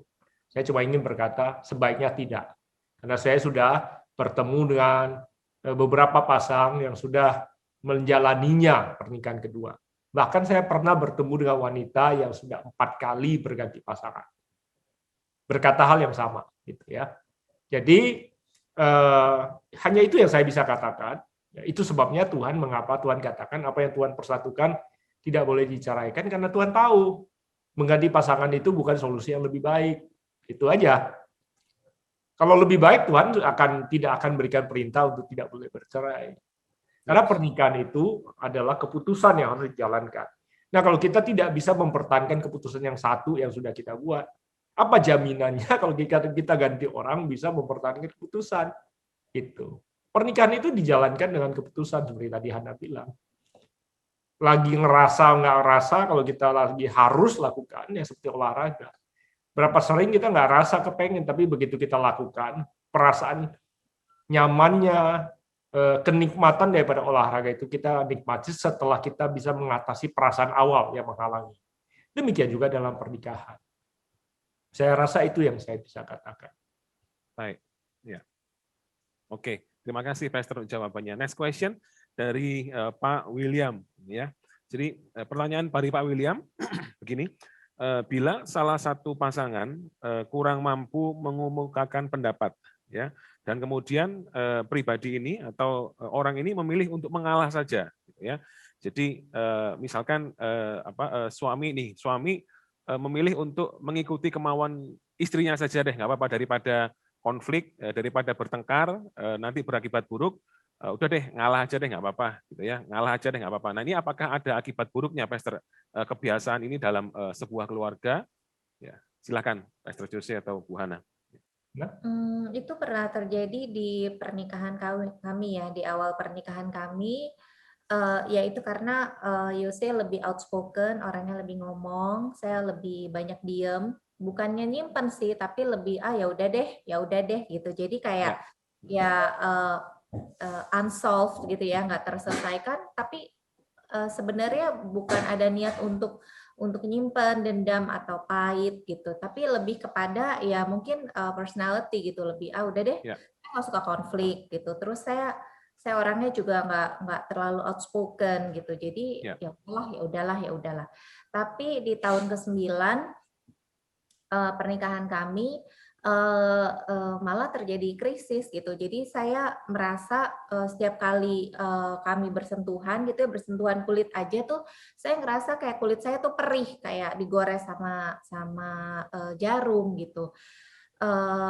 Saya pikir wah ini bukan sesuatu yang baik, ini mulai psikis ya, psikis gitu, dan pasti ada sebabnya gitu. Nah itu akhirnya kami harus rekonsiliasi, ngomong lagi satu persatu apa sih sebenarnya hal-hal yang tanpa disadari dan tanpa direncanakan itu hal-hal yang menyakiti gitu, dan akhirnya membuat saya ada di kondisi psikis seperti itu. Jadi mulai dari situ makanya kami belajar bahwa ya yang tadi seperti Yose ungkapkan di awal, bahwa fakta tetap harus diungkapkan walaupun mungkin kita nggak terlalu literate, kita nggak terlalu pinter ngomong gitu ya, tapi tetap harus mengungkapkan faktanya, mengungkapkan perasaannya, dan tentunya kerjasama dari pasangan ya, dan support dan juga komunikasi yang baik itu akan membantu walaupun kita ini nggak pinter gitu, karena sebenarnya komunikasi itu kalau untuk pasangan menurut saya bukan cuman skill aja ya, tapi lebih kepada supporting each other. Oke, ya. Terima kasih untuk jawabannya Bu Hana. Ya, jadi ini di tahun ke-9 tadi, berarti ada 9 tahun yang harus dilewati oleh Bu Hana. Oke, tadi dikatakan ada evaluasi, ada assessment. Kebetulan ada satu pertanyaan ya dari seorang ibu ya, Ibu Oktavia Ratna. Beliau menanyakan apakah perlu pernikahan itu atau bagaimana, apakah perlu untuk kita mengakses, memberikan evaluasi di dalam bahasa kasih pasangan kita ya. Karena pasangan sering merasa apa yang penting bagi bagi dirinya tidak penting buat pasangannya begitu. Nah, apa yang harus dikerjakan dengan itu? Yang pertama adalah pertanyaannya, apakah perlu assessment untuk mengetahui bahasa pasangan kasih kita? Karena case-nya adalah pasangannya yang penting buat pasangannya dinilai tidak penting bagi dirinya begitu. Kira-kira begitu pertanyaannya, Pastor. Silakan. Ya, assessment bisa saja dilakukan. Kalau bahasa kasih yang dipakai di kelas premarital pranikah itu kan yang 5 itu bahasa lisan, bahasa pelayanan, sentuhan, bahasa hadiah dan lain sebagainya. Itu bisa saja di-assess.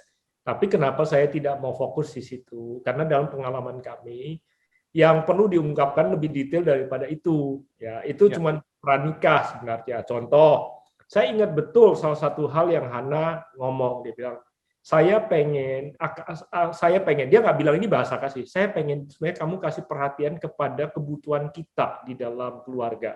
Nah, saya waktu itu saya menangkap bahwa dia merasa mungkin karena gereja kami berdiri dengan pernikahan kami itu barengan gitu ya. Saya memberikan perhatian kepada gereja mungkin melebihi pada kebutuhan rumah tangga.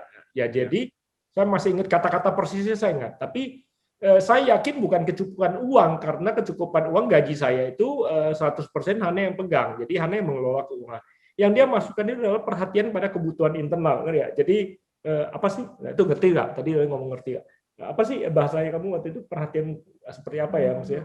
Ya, pokoknya saya masih ingat, jadi setiap kali kalau ada kebutuhan di dalam rumah tangga berkaitan dengan apa saja, berkaitan dengan mengurusin surat, karena saya merasa bahwa Hana itu sangat kompeten dalam ngurus rumah, gitu. Tapi akibatnya ada banyak hal yang bisa jadi tanggung jawab saya tidak lakukan atau tidak kasih perhatian. Jadi saya ingat betul itu Hana merasa bahwa kalau kamu kasih perhatian lebih, jadi sejak itu saya mengerti bahwa bahasa kasihnya Hana itu adalah memberikan perhatian untuk memberikan dia rasa aman, kecukupan aman bukan dari segi materi uang, tapi kebutuhannya berkaitan dengan kalau anak lagi sakit, perlu apa, misalnya karena pernah kejadian waktu anak kami sakit, waktu bayi gitu ya, dia merasa saya itu tidak memberikan perhatian sebagaimana yang saya perlu berikan, misalnya contoh. Jadi saya berikan ekstra karena saya tahu itulah bahasa kasih yang saya harus ungkapkan kepada Hana, bahwa pada saat semua dia punya concerns,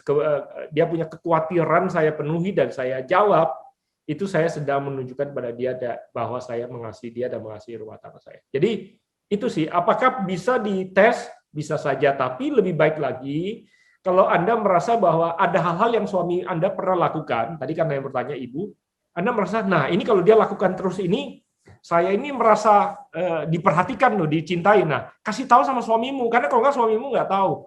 Yang kalau kamu lakukan itu, saya itu merasa betul sangat ini. Mendingan yang seperti itu diulangin. Ya, beli tas nggak usah, sepatu apalagi, ya berlian juga nggak perlu. Nah itu tuh kamu ulang-ulang gitu ya. Jadi kalau nggak, nanti suami kita mengungkapkannya dengan cara yang salah. Gitu. Itu. Oke. Ya, saya dulu waktu pacaran tanya, kamu mau bunga nggak yang? Gitu ya. Dia bilang enggak. Ya udah, nggak saya beliin bunga. Tuh, ditanya nggak mau kan, daripada dibeliin sayang gitu, nggak perlu gitu. Baru kemudian saya dengar, oh nggak ada wanita yang nggak suka bunga. Tapi kalau ditanyain, masa ditanyain sih? Pengennya inisiatif. Ya, saya pikir daripada beli nggak tepat sasaran, mendingan ditanyain kan gitu. Tapi kalau Anda bisa kasih tahu suami, kalau suami kamu lakukan ini aku senang sekali. Nah, dia akan terus lakukan itu. Nah, apa yang dipuji akan terus diulangi. Nah, apa yang dirayakan akan terus diulangi. Itu berlaku dalam kehidupan. Anak-anak kita yang melakukan hal yang benar, kalau kita puji, thank you ya kamu lakukan itu. Dia akan terus, karena dia senang bahwa dia melakukan sesuatu yang tepat, dia akan ulang. Gitu. Jangan cuma dikritik, habis kamu nggak begini sih, kamu nggak begini, suami orang begini, kamu nggak begini. Nah, itu nggak membuat dia melakukan apa yang harus dilakukan. Tapi kalau dia lakukan sesuatu yang tepat, nah kalau kamu lakukan tadi itu, aku senang banget. Nah, dia akan ngulangin itu terus. Oke, ya. Thank you, Pastor Josie. Ada tambahan mungkin dari Bu Hana? Enggak. Oke, ya, oke, thank you. Ada satu pertanyaan lagi, Pastor. Ini saya akan singkat saja namanya. Jadi dari Ibu RS, ya, dari Ibu RS. Case-nya adalah begini. Jadi suami dari Ibu RS ini beda budaya. Ya, dan lebih muda 5 tahun. Jadi sang suami lebih muda 5 tahun dan pernikahan sudah berjalan 4 tahun. Saat ini suami tidak lagi peduli dan sudah pisah rumah karena pekerjaan dan ada alasan lain. Ya. Nah, sikap tidak peduli dari suami ini membuat Ibu RS terkadang hilang rasa terhadapnya. Nah, bisakah kondisi ini diperbaiki? Silakan, Pastor Josie atau Bu Hana. Maksudnya ini secara fisik udah pisah rumah ya? Kelihatannya seperti itu, Bu Hana. Secara legal masih menikah. Yes. Yang ditanyakan adalah bagaimana supaya rasa itu kembali lagi. How to fix this, Bu? Fix what? Fix everything mungkin ya. Ya, maksudnya sebuah pertanyaan itu bisa begitu complicated dan begitu kalau kayak Betul, betul, Bu. Ya. Jadi mungkin harus dicari akarnya ya. Apa yang menyebabkan kayak benang tuh kan udah kusut ya, harus ditarik dulu ujungnya. Betul. Awalnya apa sih yang trigger konflik ini gitu. Kemudian apa yang trigger dan kemudian apa yang memperburuk gitu. Karena bisa konflik itu bisa di-trigger tapi kemudian bisa selesai. Tapi kalau konflik yang tidak selesai, kemudian akan diperburuk oleh hal-hal faktor eksternal maupun internal, itu yang akan menyebabkan seperti luka, bukannya sembuh dan kering, tapi malah jadi infeksi. Dari infeksi malah bisa kemana-mana gitu ya. Jadi ya mungkin saya hanya bisa menjawab harus dicari apa sih yang trigger, apa sih yang memperburuk, kemudian satu persatu. Nah, untuk menyelesaikannya, kalau usul saya, selesaikan dulu dari yang paling mudah dan yang paling realistis untuk diselesaikan.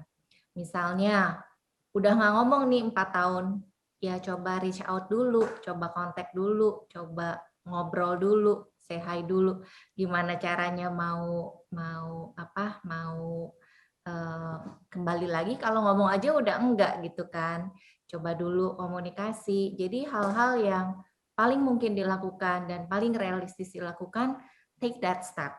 Ambil satu langkah itu, satu langkah, tapi langkahnya mendekat ya, dan saling mendekat, karena it takes two to tango. Ya, dan seperti tadi Hana udah bilang kasih langkah-langkah realistis. Ya, kalau misalnya suaminya yang keluar, pertanyaannya dia keluar karena lari atau keluar waktu ribut diusir, kan bisa. Itu kan kita nggak tahu, ya. Ya. Kalau Anda usir, ya Anda minimal harus buka rumah untuk minta ngundang dia kembali, belum tentu dia mau balik. Tapi kalau dia lari, bukan berarti nggak bisa dikejar, kan gitu. Ya. Kalau dia lari, dia kan berlari ke arah yang menjauh. Tapi kan jaraknya nggak harus menjauh kalau Anda diam. Kalau Anda diam ya tambah jauh. Tapi kalau Anda kejar, bisa nggak? Bisa. Nah pertanyaannya, Anda mau ngejar nggak? Kalau Anda terlalu sombong juga untuk mau mengejar, ya kita nggak bisa mengatakan apa-apa. Tapi kalau Anda mau memperbaiki ini, kalau dia lari menjauh, Anda bisa mengejar. Kalau dia mau melangkah mendekat, lebih gampang lagi. Kalau dia diam saja, Anda bisa mendekat. Jadi tergantung posisinya. Ya, kalau dia lari, Anda bisa kejar. Kalau dia diam, Anda diam ya nggak bisa mendekat. Tapi kalau dia diam, Anda mendekat, ya bisa pulih. Ya, kalau dia mendekat, Anda mendekat, lebih cepat lagi. Nah, mulai dari mana? Mulai dari komunikasi. Ya, minimal yang bikin infeksi itu jangan diulangi dulu, karena banyak sekali baru komunikasi yang diulangi adalah apa yang justru bikin komplikasi daripada penyebab awal. Nah, kalau belum bisa selesaikan itu berdua sendiri, mintalah bantuan orang lain. Nah, bantuan orang lain, konselor ini harus mampu mengerti proses rekonsiliasi konflik. Ya tadi, membantu membuka fakta, membantu mengungkapkan perasaan, karena ini menumpuk bom waktunya. Nah, waktu Hana tadi cerita 9 tahun, kami perlu 1 tahun untuk membongkar semua bom waktu yang ada. Ya, setelah semua dia buka, saya baru kemudian di akhir daripada 1 tahun itu saya bilang, wow, kenapa dulu kamu nggak pernah bilang? Dan dia bilang, sudah 8 tahun dia coba kasih tahu saya. Cuma 8 tahun itu I was hearing, but I was not listening. Wow. Saya mendengar tapi tidak menyimak. Karena setiap kali saya mendengar, saya punya argumentasi saya sendiri. Dan tidak punya kedewasaan untuk menerima apa yang dia katakan. Karena tadi saya bilang, saya membela diri dengan subjektivitas pendapat dan perasaan saya. Jadi ya dibutuhkan kedewasaan untuk kemudian mendengar dan melihat dari posisi perspektif pasangan kita. Kedewasaan itu adalah waktu kita mampu berubah posisi. Nah, kalau saya mempertahankan posisi saya menang dalam argumentasi itu, menang. Saya menang sebuah pertarungan, tapi kalah dalam sebuah pernikahan. Nah, yang saudara mau inginkan itu adalah menang dalam pernikahan atau menang dalam perdebatan. Banyak pasangan menang dalam perdebatan masing-masing, tapi bersama-sama kalah dalam pernikahan. Ya, jadi akhirnya saya bilang, wow, it took me 9 years to listen. Saya perlu 9 tahun untuk belajar untuk mendengar. Kalau Hana tidak mengalami konflik atau krisis seperti itu, saya juga mungkin nggak bangun dari tidur. Ya, padahal Tuhan saksi saya nggak pernah dengan sengaja mau menyakiti dia, melukai perasaan dia. Saya tidak pernah satu kali pun secara fisik abuse dia, apalagi verbal dengan sengaja. Tapi kalau sampai dia bisa memendam itu, padahal tidak sengaja loh, dia tidak sengaja, padahal dia cuma mengalah. Sebenarnya tidak sadar itu konflik itu menumpuk. Ya. Dan saya tidak pernah dengan sengaja itu abuse dia. Kamu bodoh atau nggak pernah. Tuhan saksi saya. Tapi saya harus menerima fakta bahwa secara tidak sadar, cara komunikasi saya itu membuat dia merasa seperti itu. Dan tidak ada gunanya saya membela diri. Saya lebih baik berdiri di perasaan dia. Wah, dia rasa seperti itu. Terlepas dari saya benar maupun tidak. Nah, untuk itu diperlukan kedewasaan. Iya. Jadi saya berharap pasangan ini tadi yang ibu ini, ya Anda kan lebih dewasa minimal 5 tahun. Saya berharap Anda bisa lebih dewasa lebih banyak, bukan cuma secara umur. Ya, Anda kalau bisa berdiri di posisi pasangan Anda, mungkin akan ada banyak hal yang Anda coba berusaha mengerti dia. Ya, jadi kedewasaan selain tanggung jawab adalah pengertian. Semakin kita mampu mengerti pasangan kita, semakin kita dewasa. Saya berharap pasangan Anda juga melihat tindakan Anda juga sadar dan kemudian beranjak dewasa. Semoga. Baik, ya. Semoga Ibu RS bisa mendengarkan dan juga menyimak apa yang tadi Pastor Jose dan Bu Ana sampaikan. Pertanyaan dari Bu RS tadi, bisakah Jawabannya pasti bisa, Bu ya. Saya percaya tidak ada yang mustahil bagi Tuhan. Kami juga mendoakan untuk rumah tangga Ibu RS. Pastor Jose, Bu Hana, kita sampai kepada sudah bagian akhir daripada webinar kita pada malam hari ini. Pertanyaan terakhir, Pastor Jose dan Bu Hana. Ya. Apakah ada tips? Ini dari anonim ya. Sekarang kan lagi masa pandemi COVID-19, Pastor Bu Hana, dan ada banyak yang terdampak ya di bidang ekonomi. Ya, apakah ada tips untuk pasangan yang sering bertengkar karena masalah ekonomi? Ya, padahal bahasa kasihnya sudah teridentifikasi, bahasa kasih pasangannya adalah hadiah atau pemberian. Nah, bagaimana pentingnya atau apa yang harus dikerjakan untuk ketika satu pasangan itu mengalami konflik dalam hal ekonomi? Silakan, Pastor dan Bu Hana. Mungkin apa ya, kalau konflik mengenai ekonomi berarti kan mungkin lebih kepada kebutuhan yang lebih pokok ya daripada cuman hadiah sebagai ungkapan bahasa kasih, karena hadiah itu nggak harus berbentuk materi gitu dan nggak harus mahal, tapi kalau memang ekonomi ya bisa dimengerti dan sangat dimengerti, karena kondisi seperti ini pasti banyak keluarga yang struggle ya financially, di mana mungkin yang tadinya breadwinner atau yang mencari income satu pihak akhirnya tidak mencukupi. Ya dalam hal ini ada banyak hal yang harus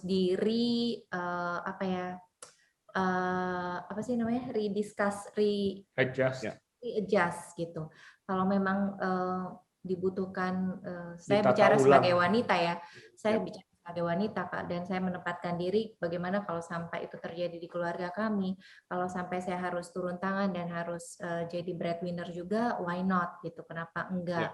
Gitu. Mungkin atau ada masalah-masalah lain, atau mungkin ada hutang atau ada lain sebagainya, tapi selalu gini, ketika kita menabur di dalam pernikahan kita, yang diuntungkan kita semua gitu, suami, istri, dan juga termasuk anak-anak gitu. Jadi nggak penting siapa yang nabur. Demikian juga dalam hal kontribusi, memaafkan, ngalah. Kadang-kadang orang tuh berpikir, kenapa sih harus selalu saya? Kenapa sih harus selalu saya gitu? Kenapa harus selalu saya? Capek kan lama-lama gitu.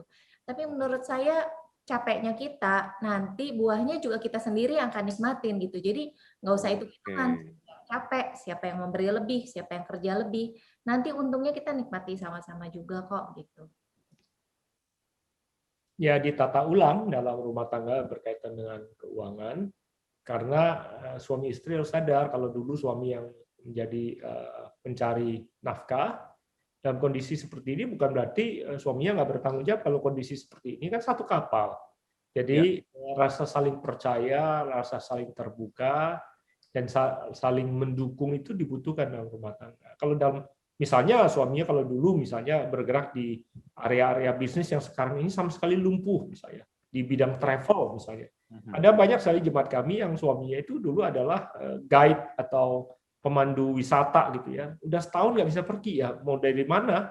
Ya tentunya harus dicari bersama sumber mata pencaharian yang lain. Nah, bisakah Tuhan buka jalan? Bisa kalau sepakat suami dan istri. Nah suami kalau ditekan sama istri, suaminya malah stres, malah nggak bisa diberkati Tuhan.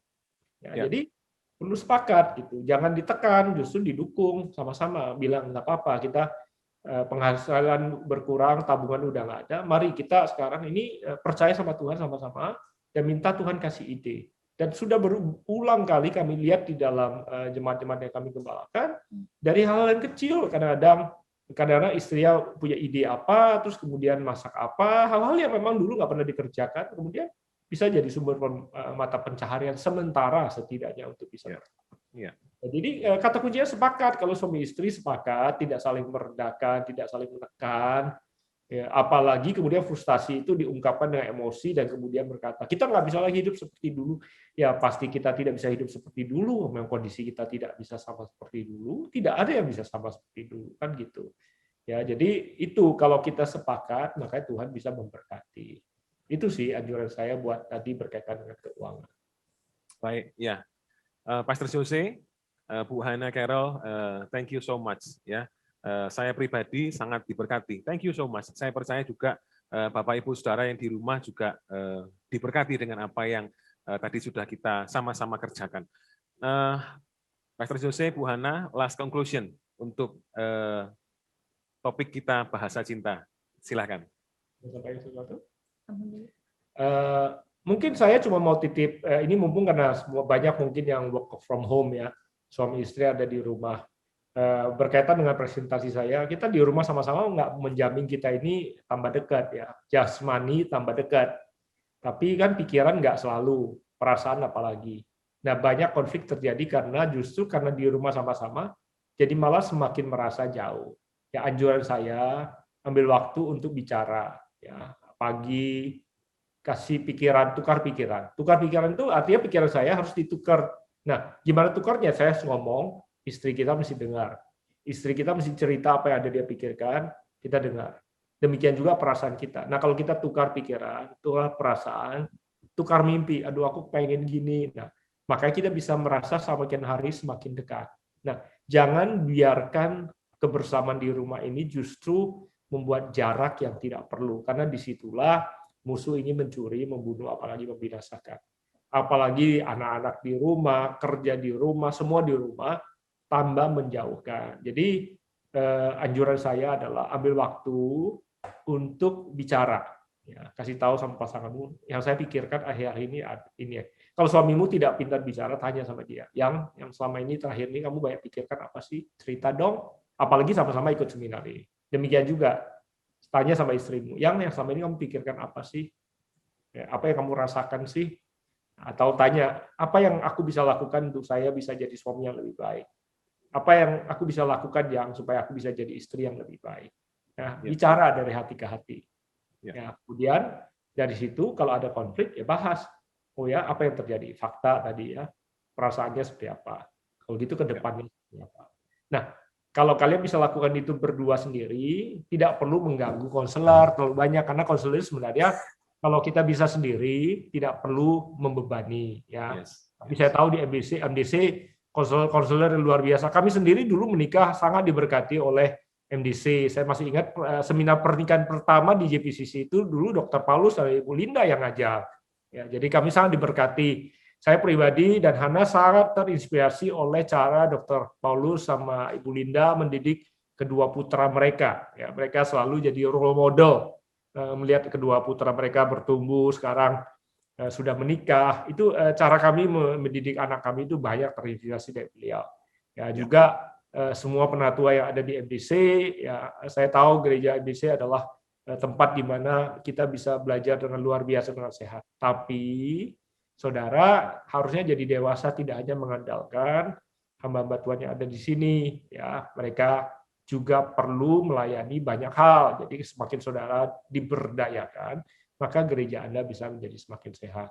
Itu kesempatan ini saya juga mau bilang terima kasih kepada Pak Handono dan semua tim yang ada, juga Pak Andreas dan semua penatua yang ada untuk kesempatan yang sudah diberikan pada kami untuk melayani. Saya tahu ada banyak pertanyaan yang masih ada yang belum terjawab. Nah, kalau seandainya ada di antara saudara yang pertanyaannya belum terjawab, saya tahu bahwa di MDC setiap minggu masih ada IG Live, dan saya yakin hamba-hamba Tuhan yang ada akan berusaha menjawab pertanyaan yang saudara miliki di setiap hari Minggu. Jadi jangan lupa untuk ikut IG Live yang ada.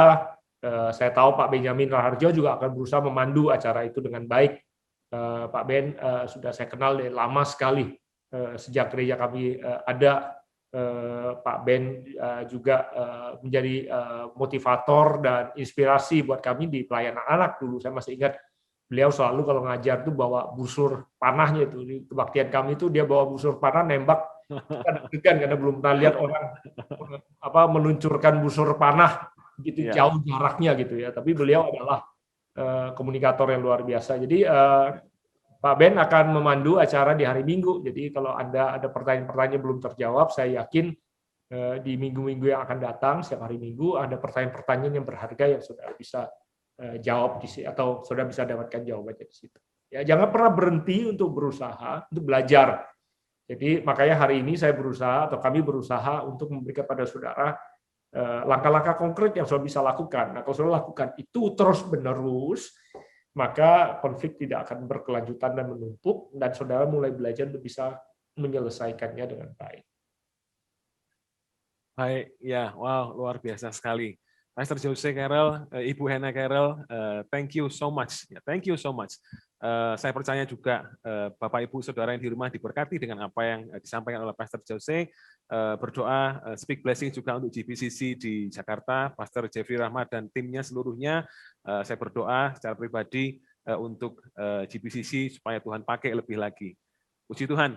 Bapak Ibu Saudara yang dikasihi Tuhan, seperti yang tadi Pastor Jose sempat katakan, ya, IG Live kita untuk beberapa minggu ke depan akan diisi oleh Bapak Benjamin Raharjo dan istri, ya, Ibu Indah Yani, dan juga tim dari CHB Center. Kemudian untuk webinar kita untuk bulan depan, ya, dengan topik Raising Divine Generation, ya, akan diadakan hari Minggu tanggal 25 April jam 4 sore. Nah, kebetulan pembicaranya juga adalah Pak Benyamin atau Koben, kita biasa manggilnya, atau Kak Ben, ya, dan Ibu Indah Yani Raharjo. Ya, jadi beliau berdua ini adalah koordinator pelayanan anak di MDC Surabaya dan sudah melayani kurang lebih 30 tahun, ya, Bapak Ibu, di bidang pelayanan anak, dan telah banyak menjadi berkat di dalam seminar anak dan keluarga. Bapak Ibu, kita akan bersama-sama bersukacita untuk menutup acara webinar kita pada malam hari ini. Saya persilakan pada Pastor Arthur Siagian untuk menutup di dalam doa. Silakan, Pastor. Sebelum saya berdoa, kembali saya akan ulangi bahwa IG Live kita pada minggu yang akan datang, selama beberapa minggu ke depan, akan dipandu oleh Bapak Benyamin Raharjo bersama dengan Ibu Indah Yani, dan teman-teman dari CHB Center. Jadi bagi pertanyaan-pertanyaan Bapak Ibu yang hari ini belum terjawab, itu akan menjadi topik daripada obrolan kita di dalam IG Live kita setiap minggu pukul 4 di account MDC Surabaya, Instagram MDC Surabaya. Dan yang kedua, Bapak Ibu bisa segera mendaftar untuk bisa ikut kembali dalam webinar keluarga MDC Surabaya di bulan April yang bertemakan Raising Divine Generation gitu. Jadi kita percaya bahwa sebagai orang tua kita diberikan seperti sebuah tanggung jawab untuk membawa anak-anak kita itu untuk mengenal Allah. Jadi anak-anak ini bukan hanya sekedar mereka yang masih balita, tapi juga bahkan yang sudah dewasa pun juga tetap perlu kita arahkan untuk mereka bisa semakin mengenal Allah dan melayani Allah dan memiliki kehidupan yang memuliakan Allah. Dan sebabnya Bapak Ibu bisa segera mendaftar supaya bisa mengikuti webinar kita di bulan yang akan datang pada tanggal 25 April 2021 pukul 4 sore Bapak Ibu. Jadi ada perubahan jam dari yang hari ini pukul 5 sore, di bulan yang akan datang webinar kita akan selalu di tepat kita mulai pukul 4 sore Bapak Ibu. Sama seperti IG Live kita juga di pukul 4 sore. Sekali lagi terima kasih untuk Pastor Jose Carroll bersama dengan Ibu Hana yang sudah menjadi berkat bagi kami semua, dan juga kami berterima kasih untuk Bapak Ibu yang sudah hadir dalam webinar pada hari ini. Kiranya berkat Tuhan itulah yang menguatkan, meneguhkan kita semuanya supaya kita bisa tetap terus mau berusaha dengan lebih sungguh lagi sampai seluruh rencana Tuhan digenapi dalam hidup kita pribadi dan dalam kehidupan rumah tangga kita. Mari kita berdoa, kita akan mengakhiri webinar kita pada sore hari ini.